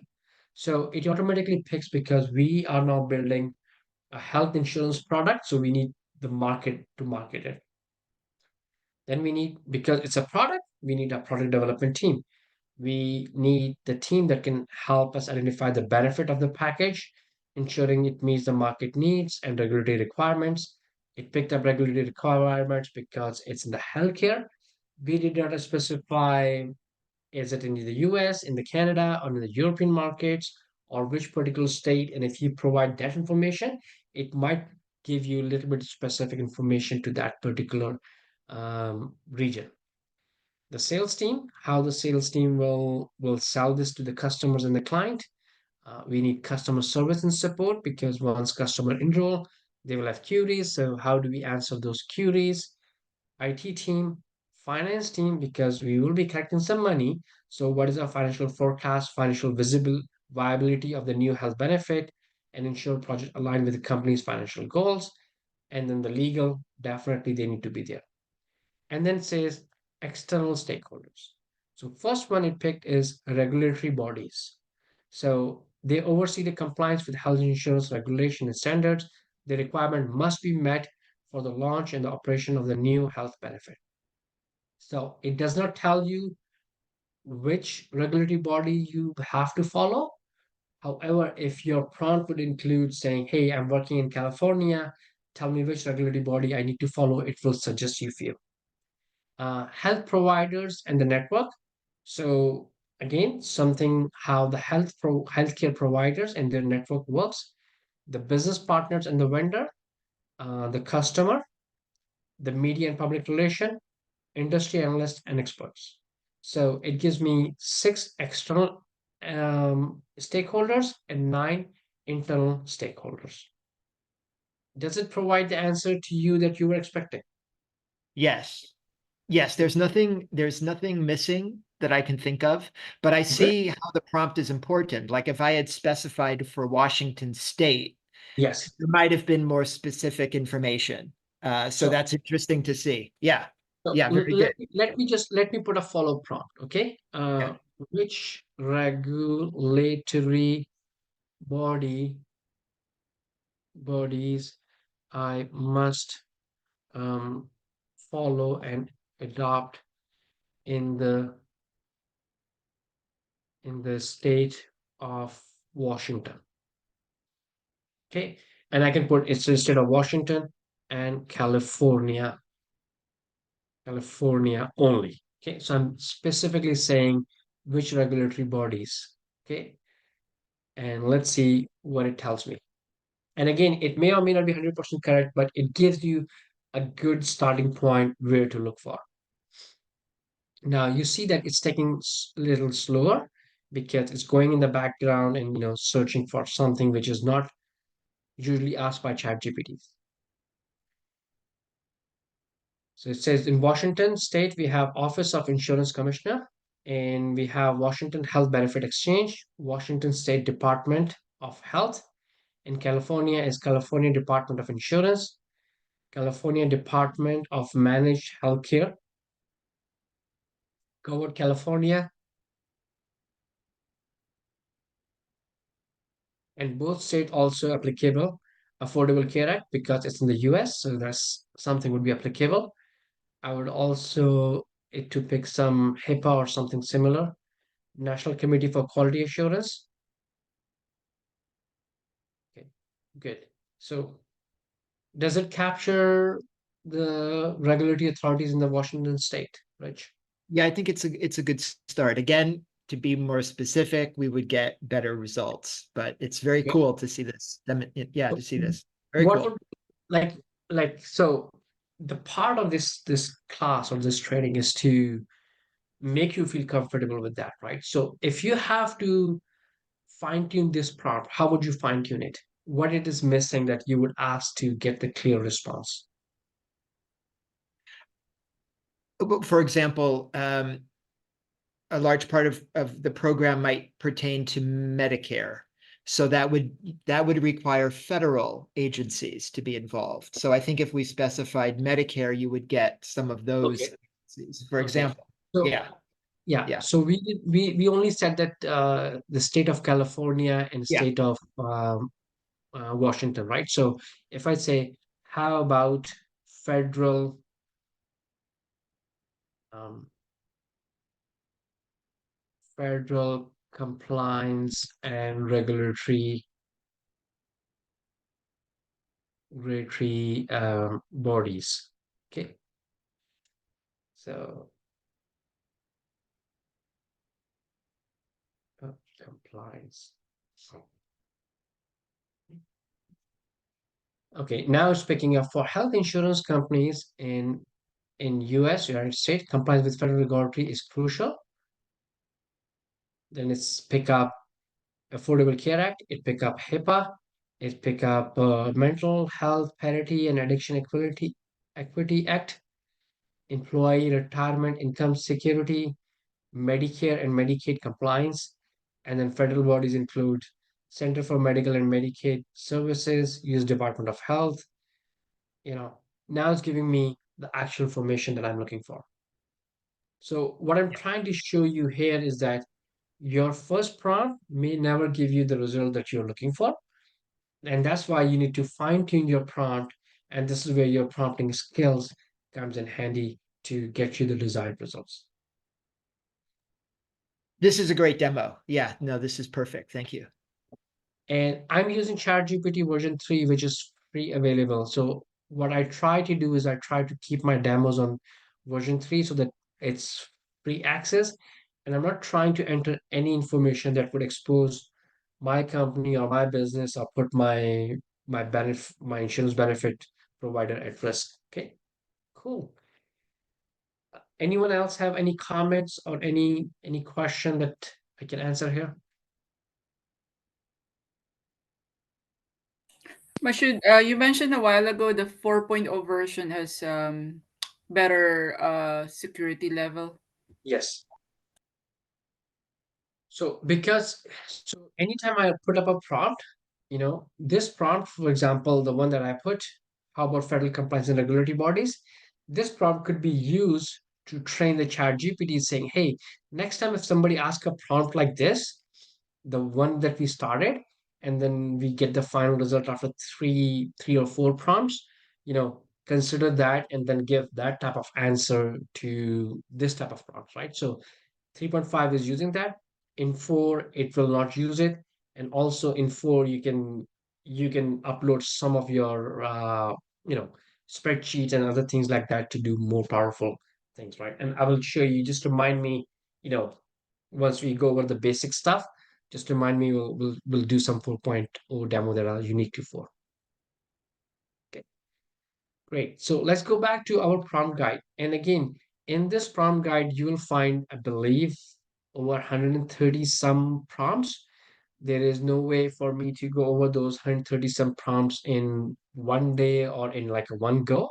So this is with you. What I would recommend you to take a look at each prompt and say, hey, if I have to write this prompt in my business case, how would I customize this prompt? Try it out, schedule one-on-one meeting with me, and I will be happy to answer any question that you may have. Okay. Shoot, can you just a quick one, the any prompt related to WBS or the schedule, Yes. if we could So, just quickly try. yeah. So as you can see, the structure of this guide is, the first is integration management. Then we have like a high level work breakdown structure. So you will go on, let me just show you on the, I think in the index page, it's all there. So yeah, so we have general prompts, integration management, scope management, schedule management, cost, quality, resource, communication, risk, procurement, stakeholder. So we have all the project management knowledge areas or the principles according to the PAM book. And then I have recently added the agile prompts that were not there before. So this group is the first one who's seeing this revised AI prompt guide. So the planning, for example, agile initiation, agile road mapping, planning, sprint review and retrospective, backlog refinement, agile metrics and reporting. Then I have added prompts for the PMO. I have also added prompts for the meeting transcription. Everybody confirms that you have access to this PDF document through the Google Drive. Yes. Anyone does not have it? Okay. So this is your working book. This is your worksheet. This is your, playground. This is your ideas to, come up with new prompts and new ways of doing things. Okay. And So Mashu, sorry to interrupt you, but for example, if I want to monitor my schedule, the schedule of the project, do I need to then input the actual P6 file into this and then ask for analysis? How does it work then? yes. So basically, you said P6. I'm assuming you mean Primavera, right? That's right, yes. Okay. So I'm not sure. So in ChatGPT 3.5, you cannot upload any file, but in ChatGPT 4, the paid version, you can upload the file. I would strictly want you and remind you that you need your management permission before you upload any of your business data into any AI model. So make sure you have that permission.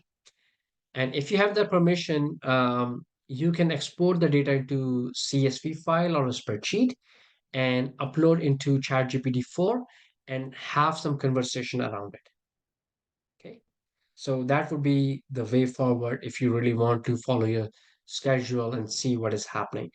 But more than schedule, your project to have the better result from AI, you need to provide additional context in terms of how your projects are managed. So it could be a project charter document that you want to upload, a project plan, your resources, and all the other details to give you like a really good AI assistant. So it is as good as the information you provide. So you need to be a little bit aware of those things. Okay, cool. So Now I'm gonna go and create some other use other prompts. Anybody would like to pick up any prompt that they see on the screen that you would like me to do a demo? Could you do creating a project schedule? Okay. So let's read the prompt, which is, okay, I'm gonna sit down now. Okay, Or we so how would you like to prompt it? So we I can will copy ask paste you, the same prompt, and then sorry, say it again. we can copy and paste the same prompt from the guide. Uh, yeah, you can do that. So let's pick up that one. Which one was it? Creating a project schedule. Okay, number 8. So I'm just gonna create this.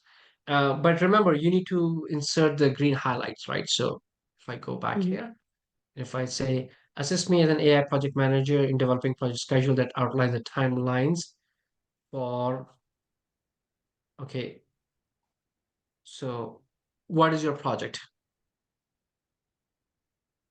It Yes. is a data migration project. So we're going to move. So we would say we're going to move um, patient demographic information from one system to another.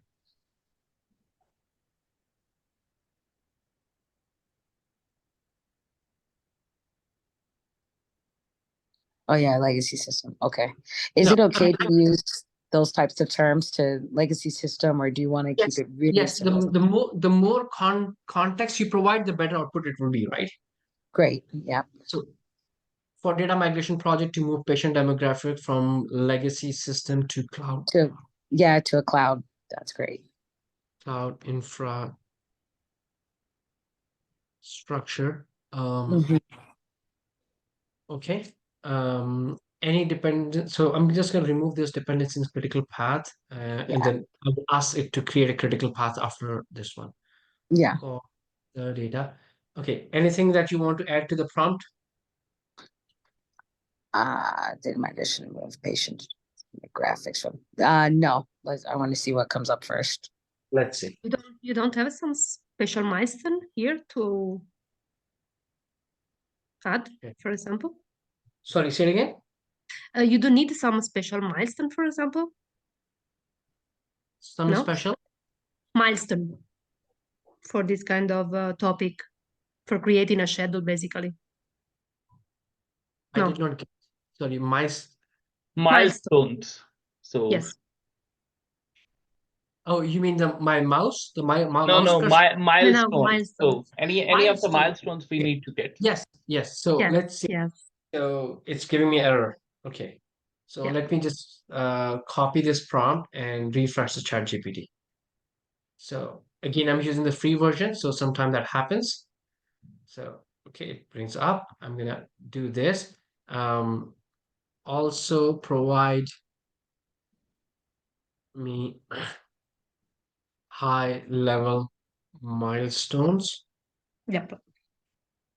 milestones that I can use to further um, um, create work breakdown structure. Okay, so I'm providing more context, right? So maybe I can do this in a separate prompt. So I'm just going to copy paste for now, and then I will do this as a separate prompt, right? So I just want to see what it comes out initially, and then we will ask for the milestones to, and then do like a work breakdown structure. Okay. So now um, it's saying creating a schedule several key steps from initial planning to final transition, cloud infrastructure, focusing on patient demographic, legacy to cloud. So it's kind of a repeating itself. It's like human, if I want to confirm something from you, I'm going to repeat myself. So that's what it's doing. And then it's suggesting that approximately 6 months. We did not provide any context how big our health care organization is. It just Yeah. assumed, it's 6 months is good enough. Maybe Yeah. not, right? And Yeah. says just adjustment should be made based on the specific scope, scale, and complexity of your project. So it says, okay, here are the guidelines, use your judgment depending on the complexity. So, Monsieur, I have a question. yes. If we needed to have the project completed in, let's just say, 4 months, how would I, in the prompt, would I say, assist as a, help me as an AI assistant to create a project schedule, Yeah, blah, blah, blah. But the project needs to be completed in 4 months? perfect. Yeah, Perfect. okay.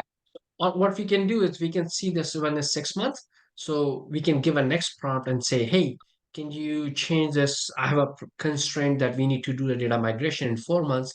Can you skew this into 4 months? Or can you remove these tasks? Because some of the Yeah, tasks it may suggest may not be applicable in your specific business, right? You might say, hey, we have already done it, or it's not applicable. Again, it's a starting point. It assumes so many things, and we just need to validate whatever is happening. So it perfect. says week one, kickoff meeting, scope, objective, stakeholder identification, project teams and role. Week two, develop detailed plan, including milestones and deliverables, finalize project budget, you know, project management tool, pre-migration planning. It says 3 to 6 weeks. Now it gives you a rough window. That means this is where you would say it's not going to take 6 weeks. It will take us 3 weeks because we have done some of these previous work. So, for example, conduct detailed audit of current legacy system. Yeah, This may not be required because you're already moving. So why you need to do the audit, right? Uh, right. Catalog and classify data elements to be migrated. Again, this could be something that you might have already done as a part of having this project initiated, right? So Mm-hmm. classify the data and have this all those details. So this week could be eliminated. Identify data quality issues, planning and data cleansing, define data mapping and transformative rules, select and set up cloud infrastructure. This could be already done. We Right, already cloud infrastructure we are going to. But remember, we did not provide that. So if we say that we have selected this cloud service provider or this right. product, it might give us a little bit more specific.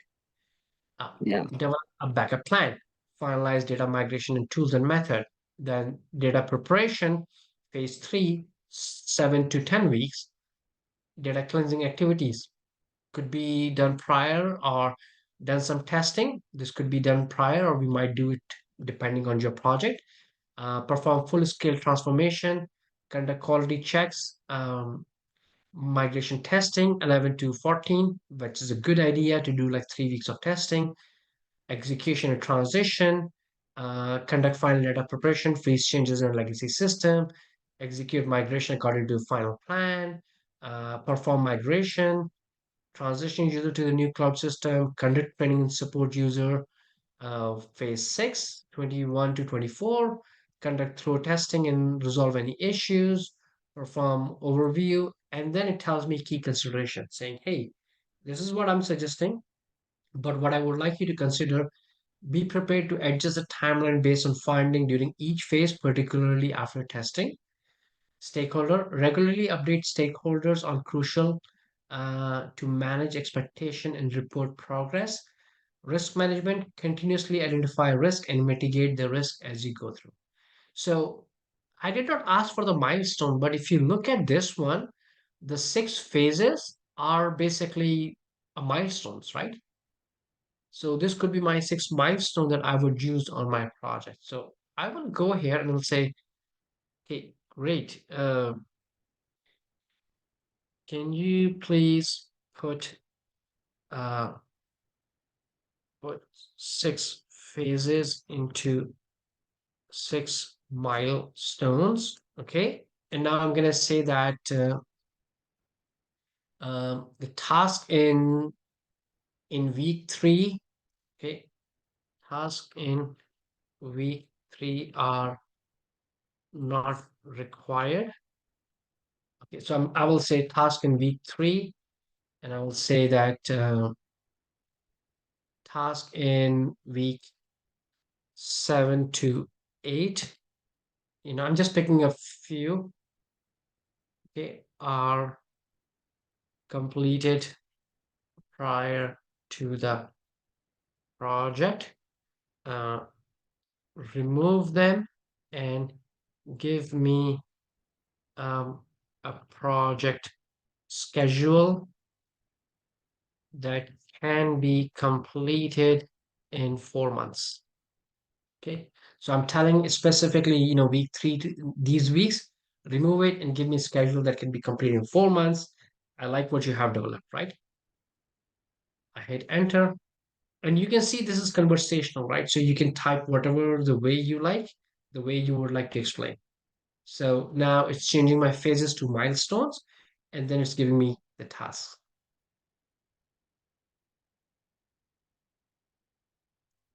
Now, this is something like we are building upon the previous prompts, right? So we have the first prompt, we put a second prompt, we are building upon it. So as you can see, this is taking a little longer time because it's processing in the real time from the free version of ChatGPT. By the way, you can also try this on Microsoft Copilot, on Google Gemini, and a bunch of other tools. I'm using ChatGPT because this is easily available and we are familiar with this. So now you can see that I have all of this available to me. And then it's giving me the key consideration, communication, risk management, and says this is a revised project plan. Okay. So what I can do is if I can use this one to copy, I can do this, and then I'm going to open a notepad, for example. And I'll share this screen. So I get a notepad, I paste, I get it in a notepad. So from here, I can copy paste to whatever system I have. Okay. So I'm going to close it. I'm not going to save it. Okay. Now, if you don't like the response, you can regenerate, or you can tell that this is a bad response because it was not what you were expecting. Now, okay. So I would like to ask again the question, what would be the next action that you might do? It gives you the project plan or the task, but it does not give you who's doing what task because we never provide the team names or the team users. What would you do next to build a project plan out of these tasks? Um, I would I would first probably provide the project team like the project team name, the project team members, Okay.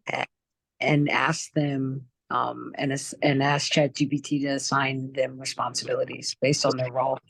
So here is list of team members. Okay. So I will say okay. So I'll say David equals to project manager. Mm-hmm. Okay. And Samantha equals to project sponsor. Okay. Give me some names. Give me some names. Kristen is our software developer, or you can do that. Okay. Is technical lead. Lead, yeah. Okay. Okay. Give me another name. Wu. I'll use Wu as our integration expert. Okay. Lisa equals to business Business owner. analyst. Yeah, Okay. business owner. And I would say Laura equals to testing lead. Okay, great. So here's a list of my team members. Use this list to populate above project plan with their roles. Okay. Now let's see what happens. So it's a 4-month project. So milestone 1, week to 2. Now start putting the names and who actually needs to be doing these tasks.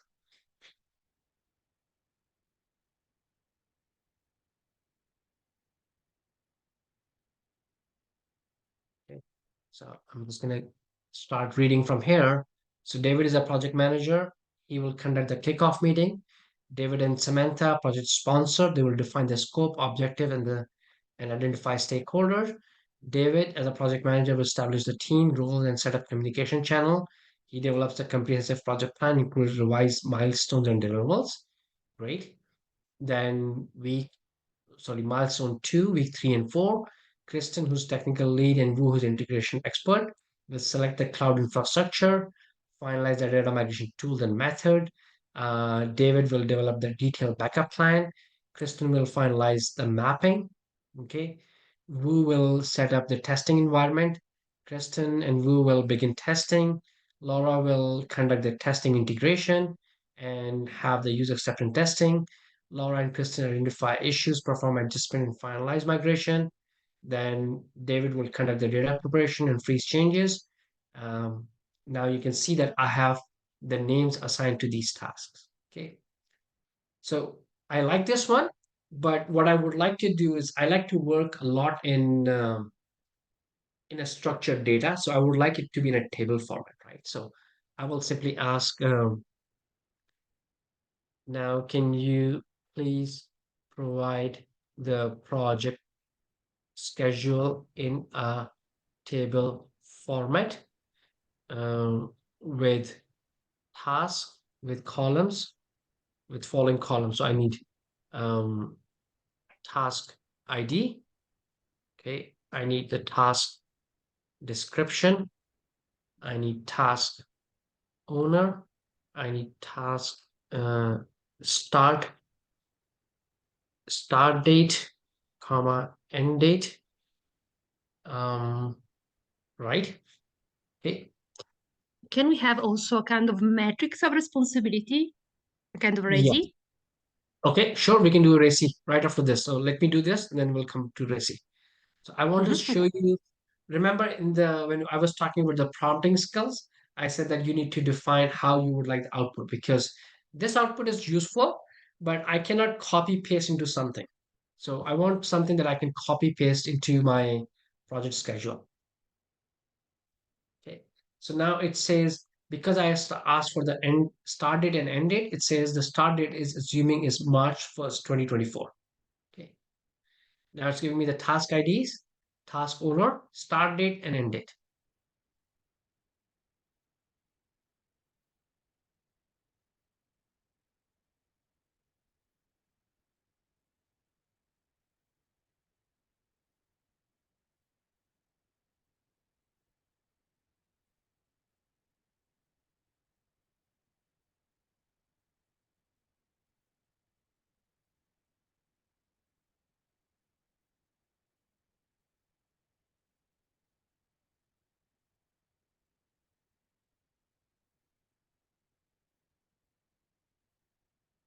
Now you can see that each milestone, it's giving me as like a separate table. So I can simply copy into my either project schedule, project plan, Primavera, Microsoft Planner, Monday.com, or whatever I may have, and then leverage it from there.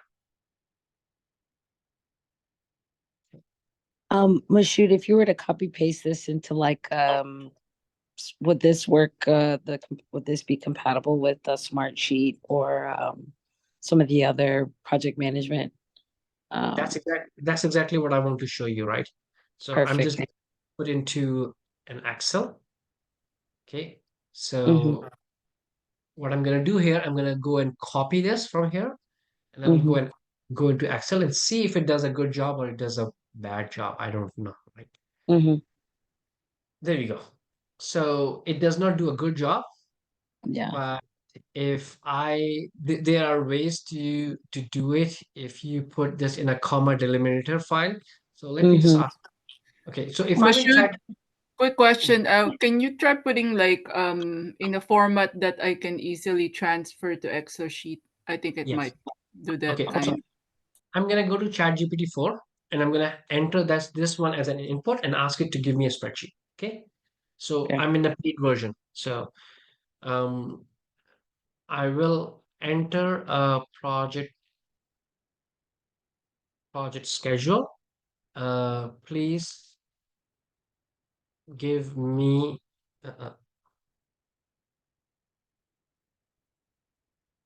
please give me the output in Excel format. Okay, so I hit enter and says, sure, please provide the detailed schedule, including task, start and end date, resources, and any relevant information. Okay, so I'm going to go and paste it here. I'm going to remove these notes from here. I'm going to remove this one. So I'm only entering this. Then I'm going to hit send and let's see what it does for me. So ChatGPT 4 can do a lot more.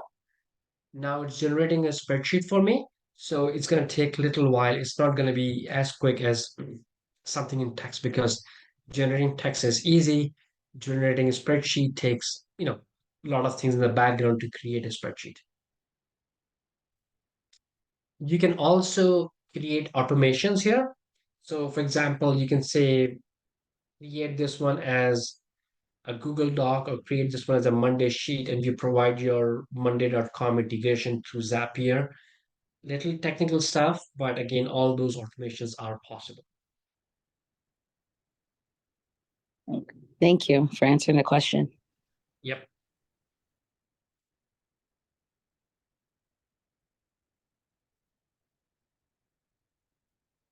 Okay. So it's coming up. Let's see how good it does. There's always something that may not be correct.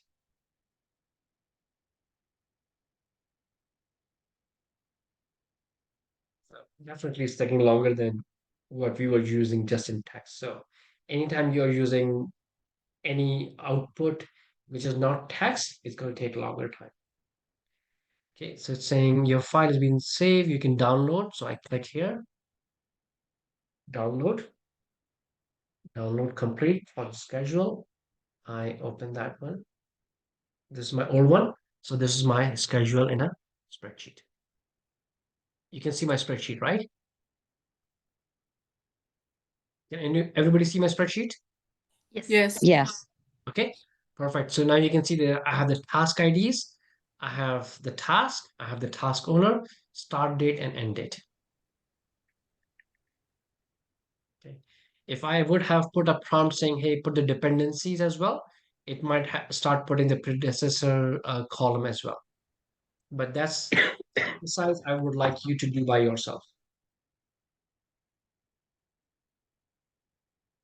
So let me just go back to my ChatGPT 3.5 because I don't want to create this one. Okay, so I will now all of my chat history has been erased. So I'll just put a prompt. I will enter a project schedule in text um, format. Please add dependencies based on task IDs in a table format. Okay, so I'm not going to create a spreadsheet because that takes longer time. So I'm going to go back and because I already had this one in my copy paste. Erase this one. Then I'm going to hit enter and see. Okay, this is what I entered. So now it's creating dependencies. Okay. Now it's saying the task 1.1, there's no dependency. For task 1.2, there's a dependency this. For this one, there's dependency, and it's giving me some reasoning and some logic. Okay. Now you can add another prompt saying, hey, can you add dependencies to my existing table? It can do that. So the whole idea is to show you what this can do out of the box. Now, I think Laura or somebody has a question about creating a RACI matrix out of this. So I'm going to give a prompt based. Okay, so I will say, I am working as a project manager. Uh, manager, help me as an AI assistant to develop RACI matrix from the project schedule I entered before. Do Okay. you want to spell check the RACI, please? Okay. Okay, TSC. Thank you very much, sir. And also after this one, can we have another break? Yes, that was my plan. That was my plan. Okay, thanks. Yeah. Thank you. So I'm gonna hit enter and we will see. So now it's explaining me creating a RACI, responsibility, accountable, consulted, and informed, and give me a basic definition of what it is. And says based on the task and the ownership you have listed, I draft simplified RACI matrix. Note that some assumptions will be made about the role of consulted and informed based on typical project dynamics and information provided. That means, as a project manager, I need to look at this and say, this is correct, this one is not correct, or I'm going to change this or not, right? So it never gives you 100% accurate. So you always have to have human in the loop. Think of how AI is augmenting human power to do these things better. So conduct project kickoff meeting is the responsibility of David because he's a project manager, and everybody else should be consulted. Okay. And accountable and responsible is David.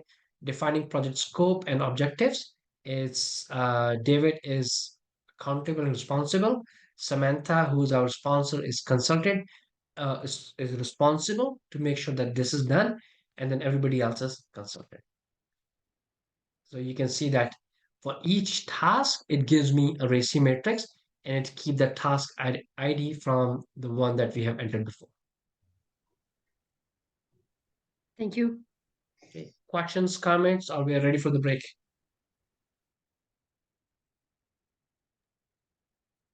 Okay, perfect. Break So time. let's take another 15 minutes break. Omar, if you can help set up the timer, that would be awesome. Okay. Thank you. Omar, you're there? Thank you. Yeah, I'm just doing it. Okay.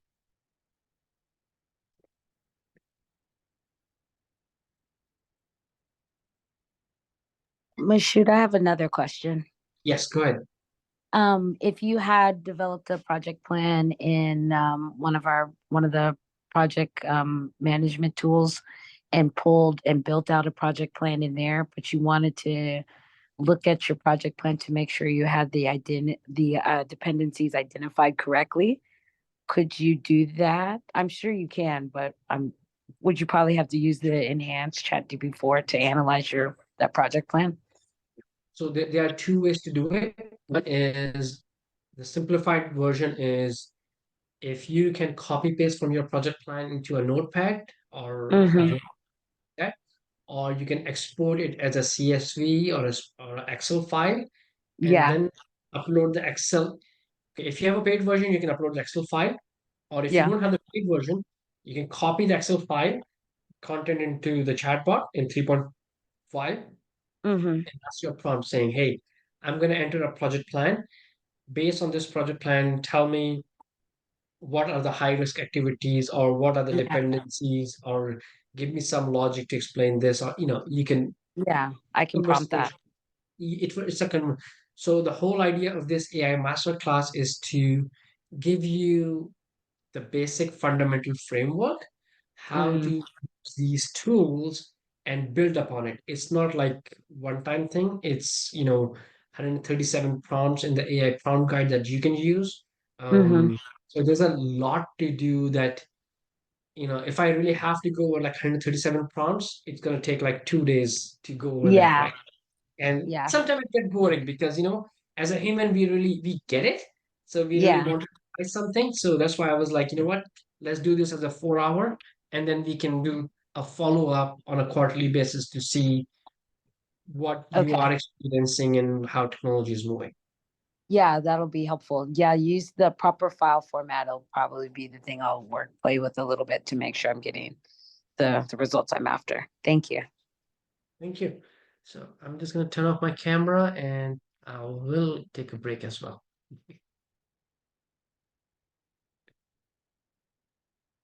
Oh, awesome, same.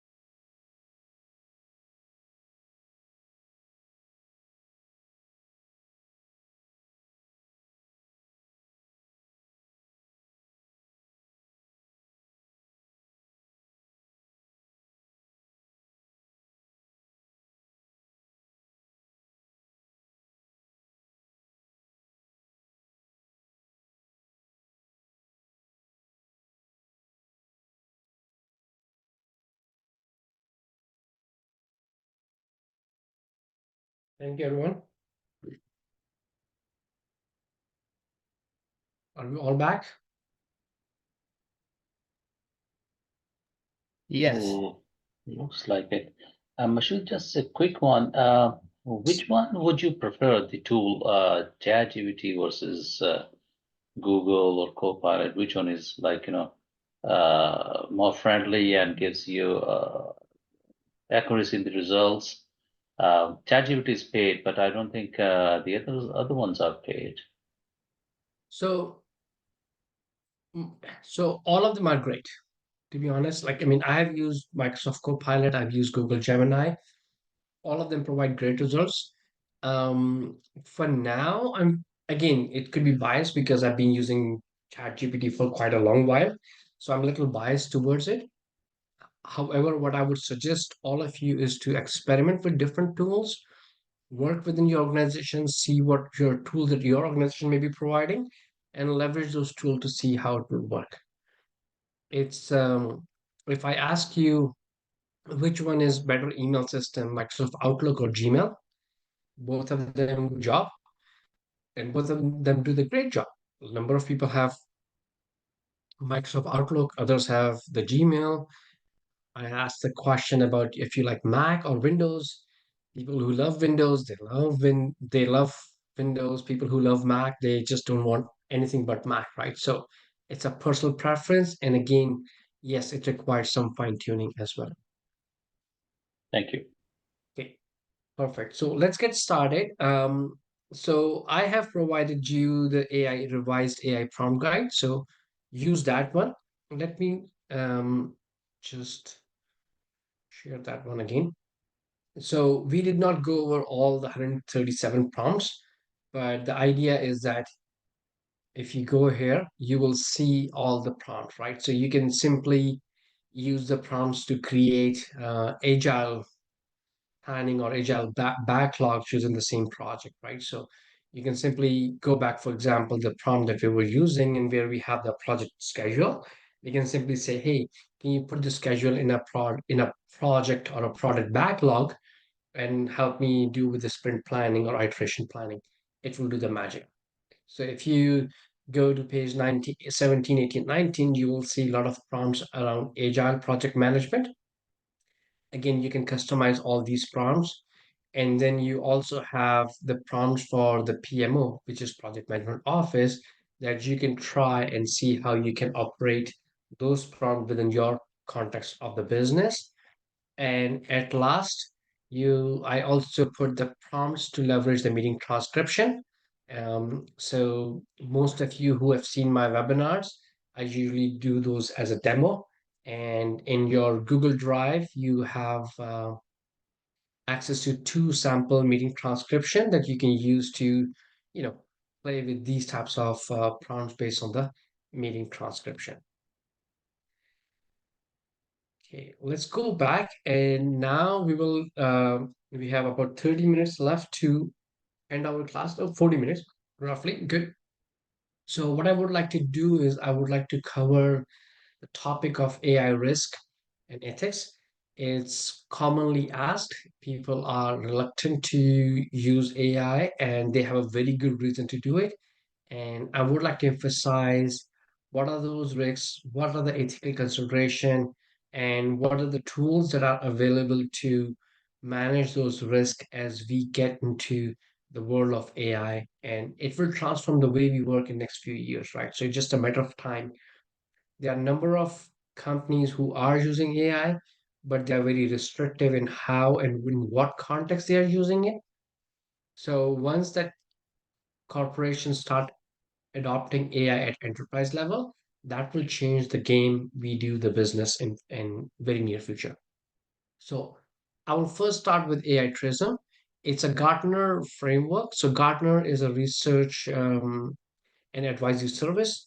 And what they suggest is that you need to have an AI model, you need to build the governance, trustworthiness, and fairness to have that there so that people can start consuming the AI engines.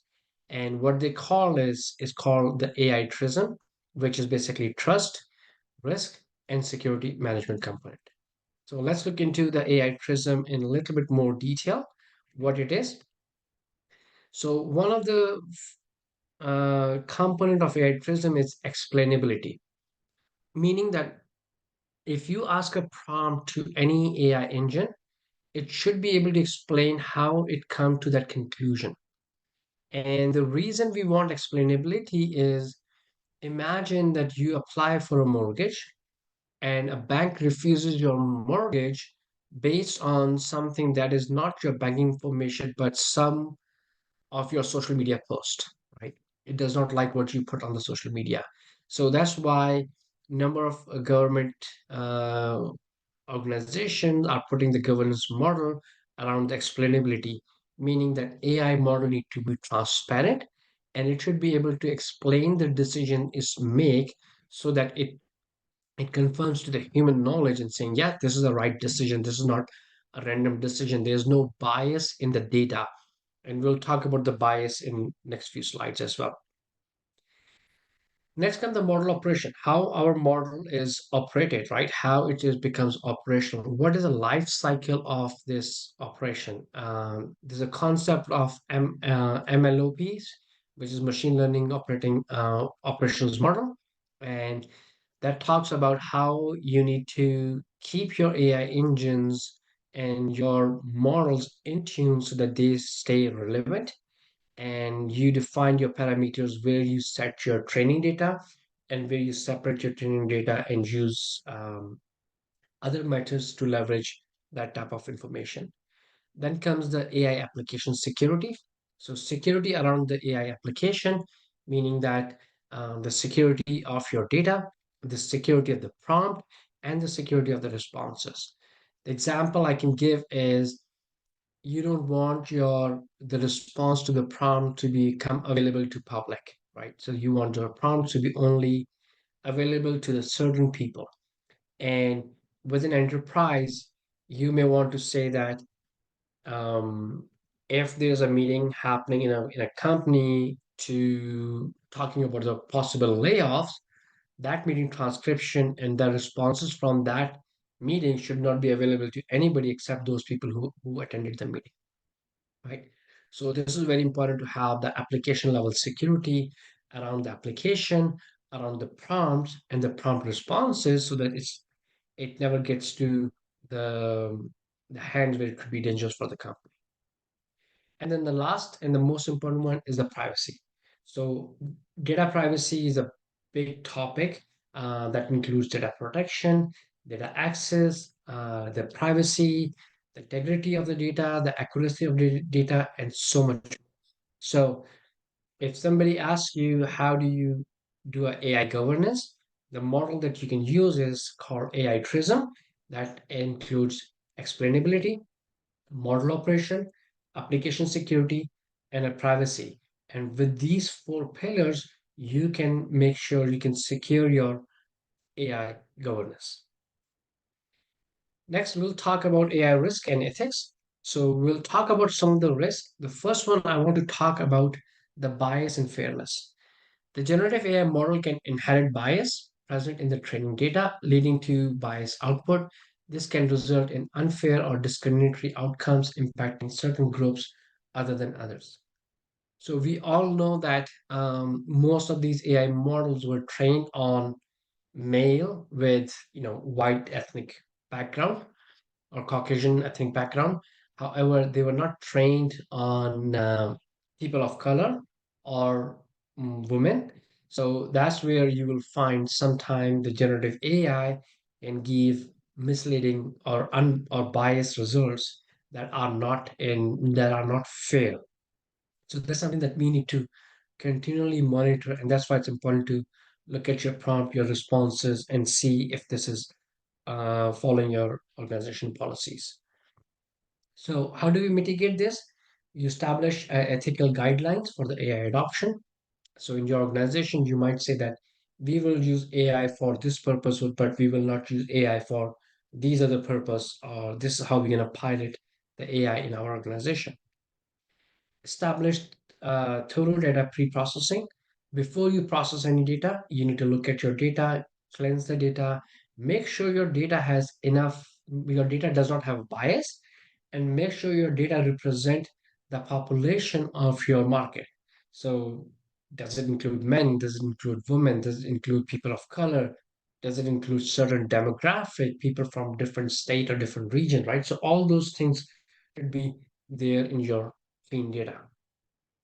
Then you need to conduct regular, but audits to make sure your AI model is providing the fair and unbiased information. And then you also need to have you employ fairness aware algorithms. What it means by that, your algorithms should be fair, they should be fair. So they should not be impacted by the training data, but they should have built-in algorithm, built-in logic to say that, hey, this is something new that I do not have the training data on. How do I make a decision, right? And that's something that needs to be bring to the human attention so that human can make those decisions and provide the training, additional training data and the guidelines to the AI algorithms. Any questions around bias and fairness? Okay, let's move on to the next one. Oh, and then at last, we need to continue continuous improvement. That should be the capability that we should always have. Then comes the data privacy. The generative AI may produce data that compromises user privacy, especially if the training data contains sensitive information. So, do you have the permission of the people to use their data to do any of your marketing and sales, right? And what are those data privacy laws that you need to follow? In different state, in different countries, there are different policy regulations that you have to follow. So for that one, the mitigation is to conduct a data classification exercise, classify your data, which is private, which is not private, classify the data for which you need the privacy approvals or you need some privacy guidelines, and seek those privacy guidelines with the privacy officer within your organization. Implement robust data anonymization techniques. So anytime you are uploading any data, you need to make sure you anonymize the data, meaning that from your data, I should not be able to come up with the real names or real people so that we cannot have a privacy breach. We need to ensure the compliance with the data protection regulations, depending on the state or the country or the EU. You have to follow different data privacy regulations. For example, in Europe, GDPR is very important one in terms of privacy. In terms of health, HIPAA is very common in the US, and then there are privacy laws in Canada and US and other places that we have to follow all the time. So we need to adopt privacy preserving methods in the training model so that our training model does not leak any information into the AI open. Unintended consequences. Anytime we do anything good, there's a chance that there's something bad could happen that we did not expect, or it was not intended to be, but eventually it caused harm or disruption to the way you do the business. So in order to do that, in order to avoid that, what we need to do is we need to train and educate our staff on the generative AI risk. We need to make sure we implement continuous monitoring and feedback, see how businesses and our teams are using generative AI, and are there any unintended consequences that are caused by there. We need to test AI models in diverse scenarios and be prepared to address any unforeseen consequences. So I live in Canada. Last week there was a news that somebody using Air Canada website and using the chatbot that gives some misleading information to one of the customer, and that customer took it to the court, and court decided in the favor of the customer, saying because he was using the information from the generative AI customer service from the Air Canada website, and that provide this information. So we would assume this is true, and that's why they find Air Canada and put some penalties on the Air Canada. So there are always unintended consequences, but this is something that we need to watch for. AI is something new, So there will be a lot of unintended consequences, and it's really important to keep an eye on those unintended consequences.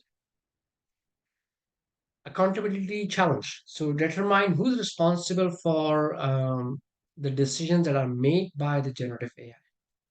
The example I gave earlier was my mortgage approval, right? So bank looking into my financial information, my employment history, my credit score, all of this is good. But if the bank or this generative AI start looking at my social media posts and does not like the way I post things on social media, he might say that this guy's a risky person, right? Don't approve his mortgage.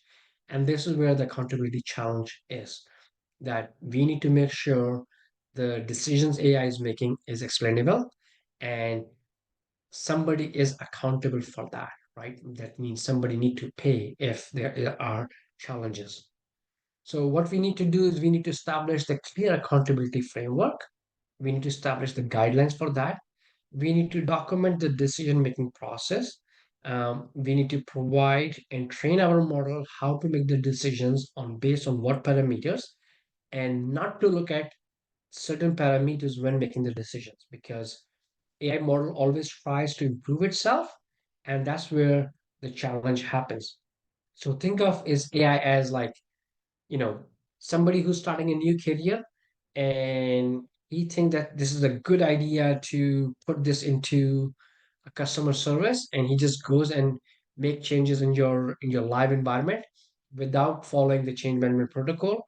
Those kind of a things may happen, and that's why you need to have those accountability framework and the decision making process so to guideline these AI models, and adopt the system that offer transparency and explainability, because at some point in time you may need to explain the decision that you made.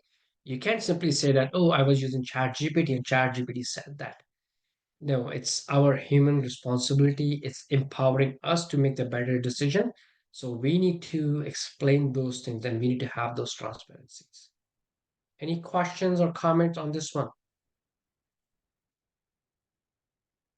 Yeah. Go ahead. Okay. So next is over reliance. Is excessive use of generative AI without human oversight. That may lead to blindly trusting automated decision and potentially ignoring critical contextual factors, right? So the example is I start using ChatGPT. I like it so much that I start copy pasting my emails, auto response without even reading what it is saying. And I make a commitment with someone that I'm going to do this, but I'm not aware of that, right? So that's over reliance. So we need to make sure that we don't over rely. We do have some control over what is AI can do and AI cannot do. And that's why I keep saying that it's augmenting the human power. We also need to keep the human in the loop all the time so that all of those risks can be managed. Our mitigation strategy, we need to balance the automation with human oversight. We need to establish clear decision-making boundaries for the AI systems and educate staff on the responsible use of AI. This is important because everybody starts using AI without uh, company's knowledge. It's a bigger risk. So educate the staff on when to use AI and when not to use AI, which AI module or system or software is approved by your company. So that education is very much required so that we don't misuse this generative AI and put ourselves at a risk. The security threats. So generative, these models are vulnerable to the security attacks. So anyone we talked about prompt injection and prompt drifting and a couple of other things earlier that can compromise our model performance. So what we need to do is we need to incorporate security measures such as robust model validation. We need to validate our models. We also need to monitor the activities and see what different security threat that may be happening in our system that we may not be aware of. And we need to employ the techniques like adversarial training so that our IT security and other teams are ready for this. Any questions on generative AI, risk, ethics, and the TRISM?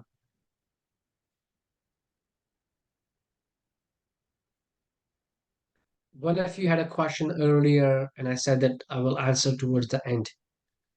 I'm hoping That's I was able to answer that's the just question. yeah, this about the security. Okay, good. So was I able to answer your question, or you have more questions? Okay. No, it's just more of so this one for the security threat, is it like in a company it's always IT is the best Yeah. to go to for before implementing any AI applications? Yes. So remember, there was a slide where I said that do not use any AI without the written approval.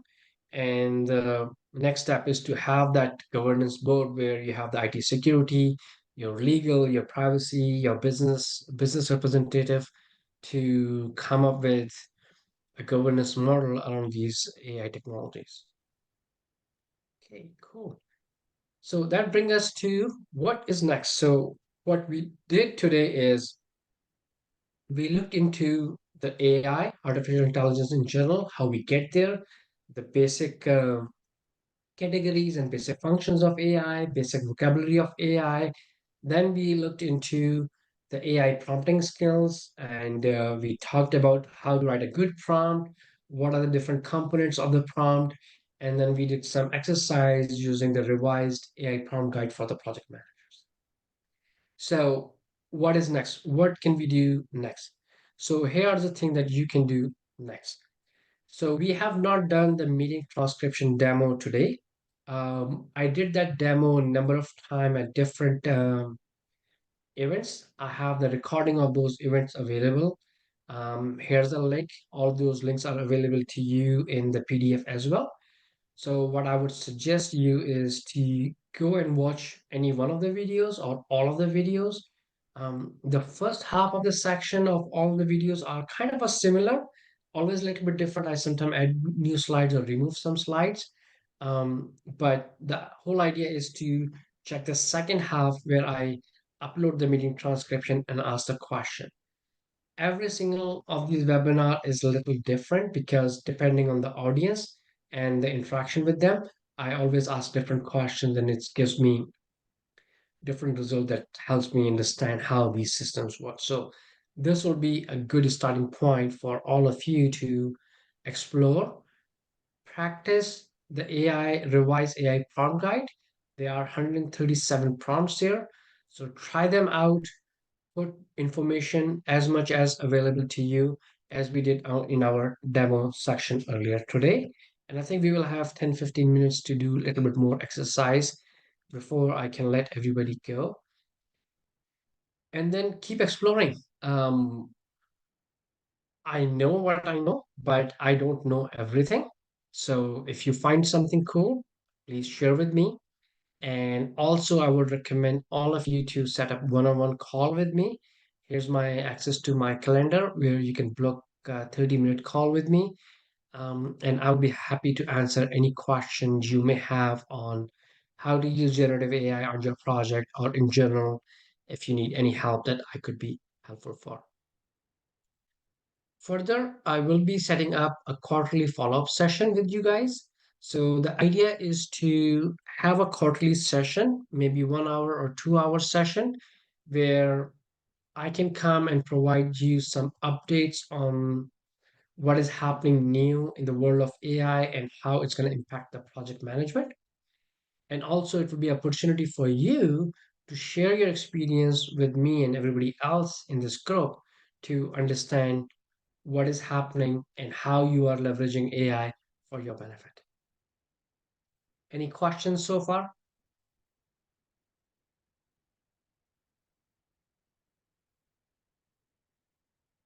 Okay, no questions. So I will give my final comment, or before I give my final comment, let's go back to our chat GPT and the guide that we have built for the prompt guide and try some more prompts in our exercise.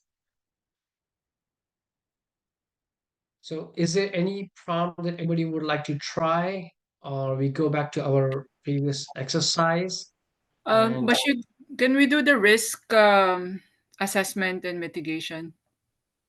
yes, okay.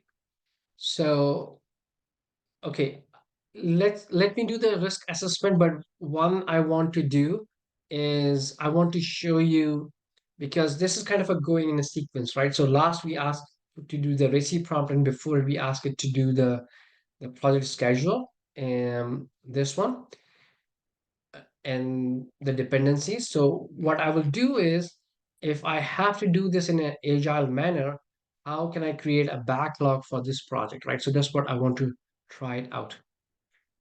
Can you, I am working as an agile, as an agile project manager. Help me as an AI assistant to develop backlog for the data migration project. Okay, use the response from previous prompts to build the backlog. Okay, so I just want to show you one, at least one prompt on using the agile so that you can see what type of response it gives to me.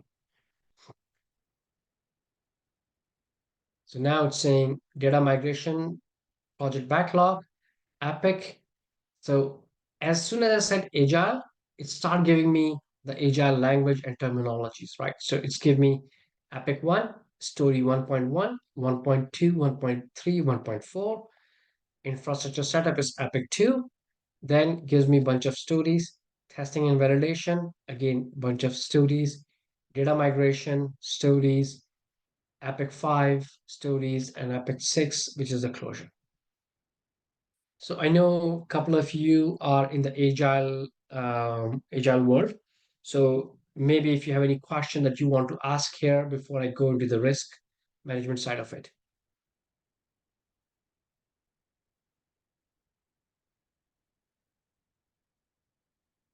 Anyone have a question that they would like to ask ChatGPT on the agile side of the projects as a product owner, or maybe we can change a role saying, hey, I'm working as a product owner or a scrum master, and you would like to ask something different.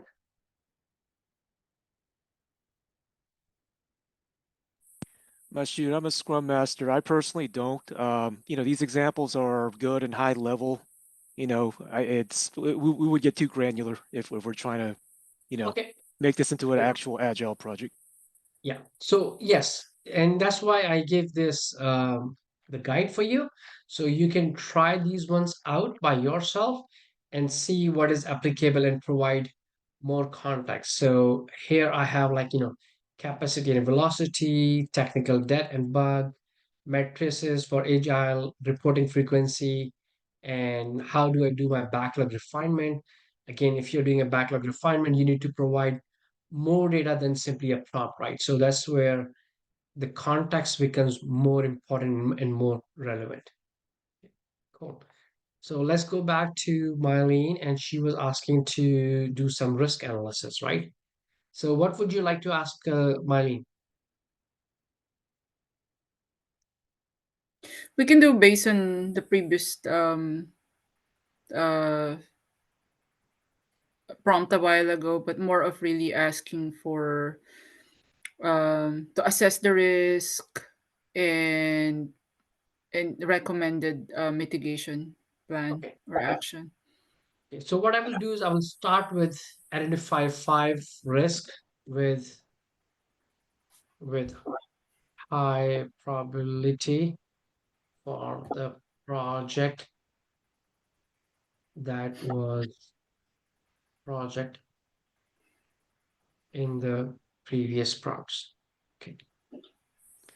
But shoot, is it possible if we actually introduce 1 or 2 risks here, just to kind of make it? Let's just, for example, say the tech lead is supporting another project for a month. Okay. An Great. actual thing that'll probably happen. Lovely, lovely. I love that. Okay. So I am working as a project manager on data migration project discussed in earlier prompt. Prompts. My integration lead, and I'm just making up a story here, right? My integration, so I will just simply say this way. I was just informed that my integration lead handed his resignation and will be here for 2 weeks only. Okay, help me identify risk associated with his departure, and also help me prioritize tasks for next 2 weeks to get the most of his time. Is that a good something that you would like to ask in terms of the risk and in terms of what do we need to do? Yeah. Anything else you might want to add? It should work. Okay. So I asked for the risk, and it says risk associated with integration lead departure. We have a knowledge transfer risk. There could be project delays, reduced team morale. We could have technical challenges, stakeholder confidence, and over dependence on single individual. What are the prioritized tasks for next 2 weeks? So conduct knowledge transfer session, arrange series of detailed knowledge transfer session where integration lead can document and share critical project insight, integration detail, and challenges with the team, especially whoever will be taking over his responsibilities. So whoever will be replacing or acting on the behalf need to be there. Review and document integration processes, work with integration lead to review and document, identify and mitigate integration risk, update project documentation, and then week 2, focus on critical integration tasks, transition responsibilities, make sure, that means the new person is taking lead, conducting handover meeting with the stakeholder, and plan for contingency. So as a senior project manager, we all know that we also need to build some contingency. So there's a risk, there's an issue. Now it's suggesting us to build some additional contingency. How would you like, what would be the next prompt, or does it give the right answer that we were looking for? Yes. Yeah. Perfect. I think it was Rich who asked the question, or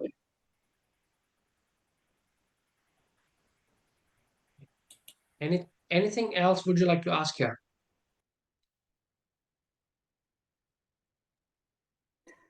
I asked about value stream mapping. How does it handle or assist with value stream mapping? Okay, so value stream mapping, whenever it comes to like generating images or pictures, the 3.5 will give you a description. So that may or may not be useful. So maybe you want to use the version 5. So if I go here and oh, okay, I lost everything here. So I'll probably lost it. Okay, second, let me see if I have. Yes, so I have these tasks in my project schedule, right? So I'm just gonna copy this and I'm gonna go to the 4 and I will enter, I'm working as a project manager. Help me as an AI assistant, the role, to develop a Gantt chart from the project schedule. I will enter next. Okay. So I'm asking it to create a picture, right? So Now it's saying, of course, please provide the detailed project schedule, including tasks, start, end date, dependencies, if any, and other relevant information that you would like me to include in Gantt chart. I'm going to copy paste here and give it a minute or two to see what type of Gantt chart it will produce. So the way it will produce Gantt chart, if you provide enough context, it can create a value stream mapping for you. Now, what it does, it sometimes give you how it's going to do. So basically, it's writing a prompt how to create the picture or the image. So the prompt it's using is to create Gantt chart. I will plot these tasks along with the timelines with the respective start and end date, showing task duration and sequencing. Let's start organizing data, then we can proceed with Gantt chart. I will use Python library for creating Gantt chart, which can be exported as an image for you to use. Please hold on while I process. So it's processing something.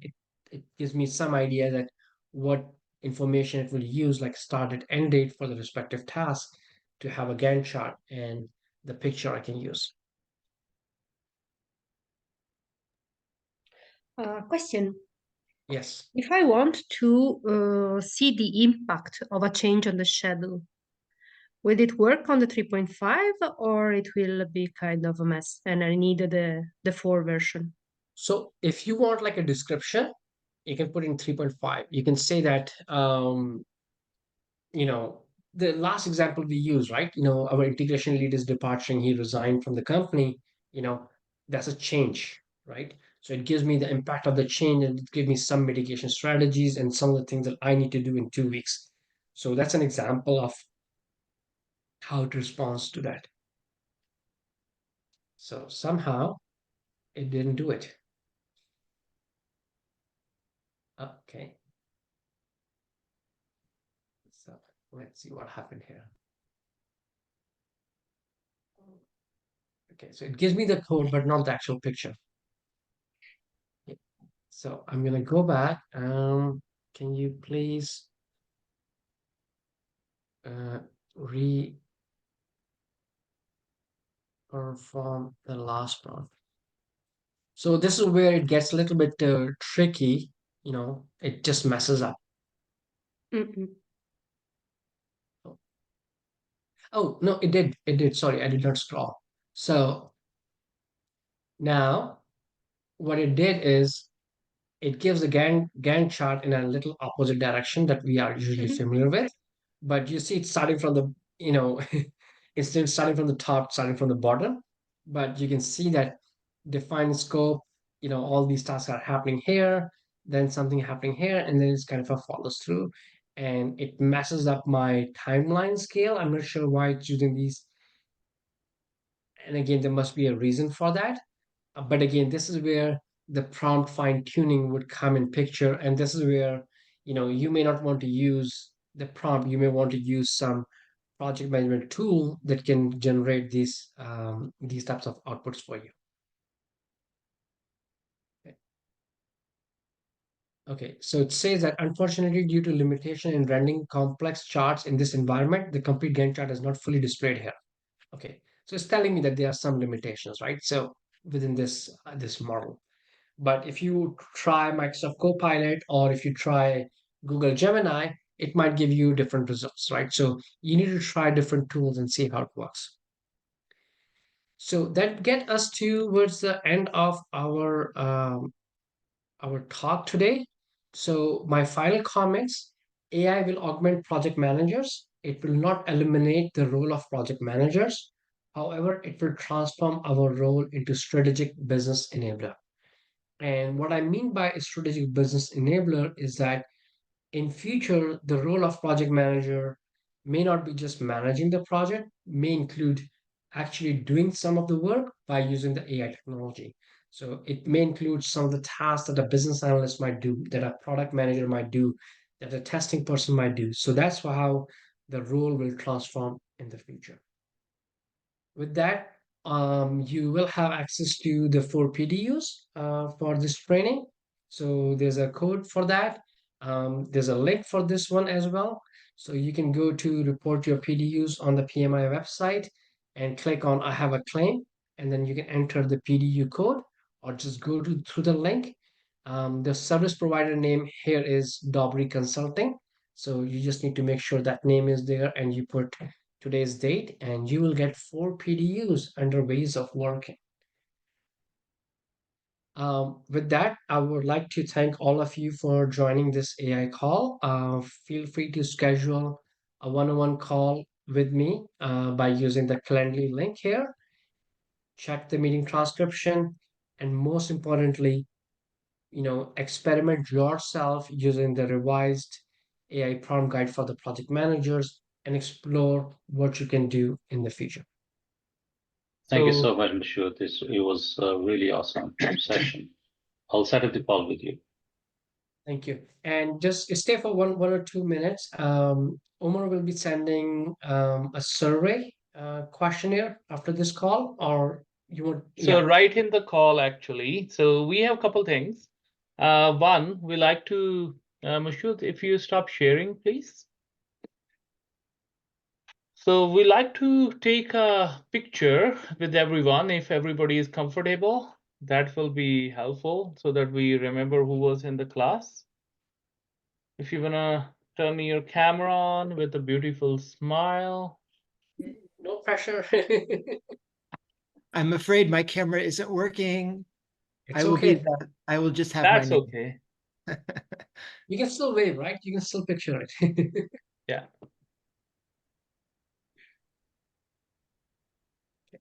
Oh, So well, the trick screenshot. is the way we're gonna take the picture is, I guess. So if you come closer to the camera, look straight and smile and hold your smile for literally 3 seconds.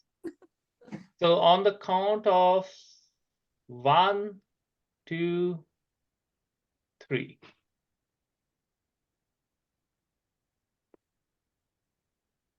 Okay, that's it for the picture. Let me save this before I lose it. And we did the recording of this session. So the recording will be available. We will share the link sometime today or tomorrow. And you can go back, review the recording, and that will serve as a purpose. And also you will have this opportunity to connect with me one-on-one, and then we can do a quarterly session as well.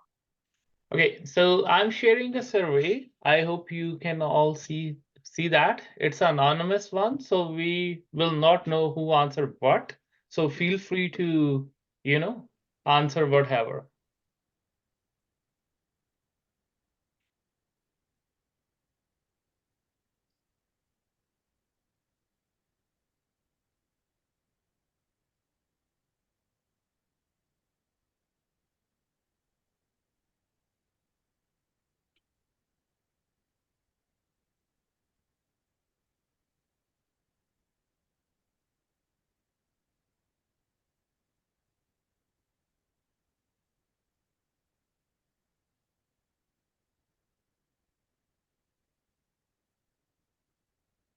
All right.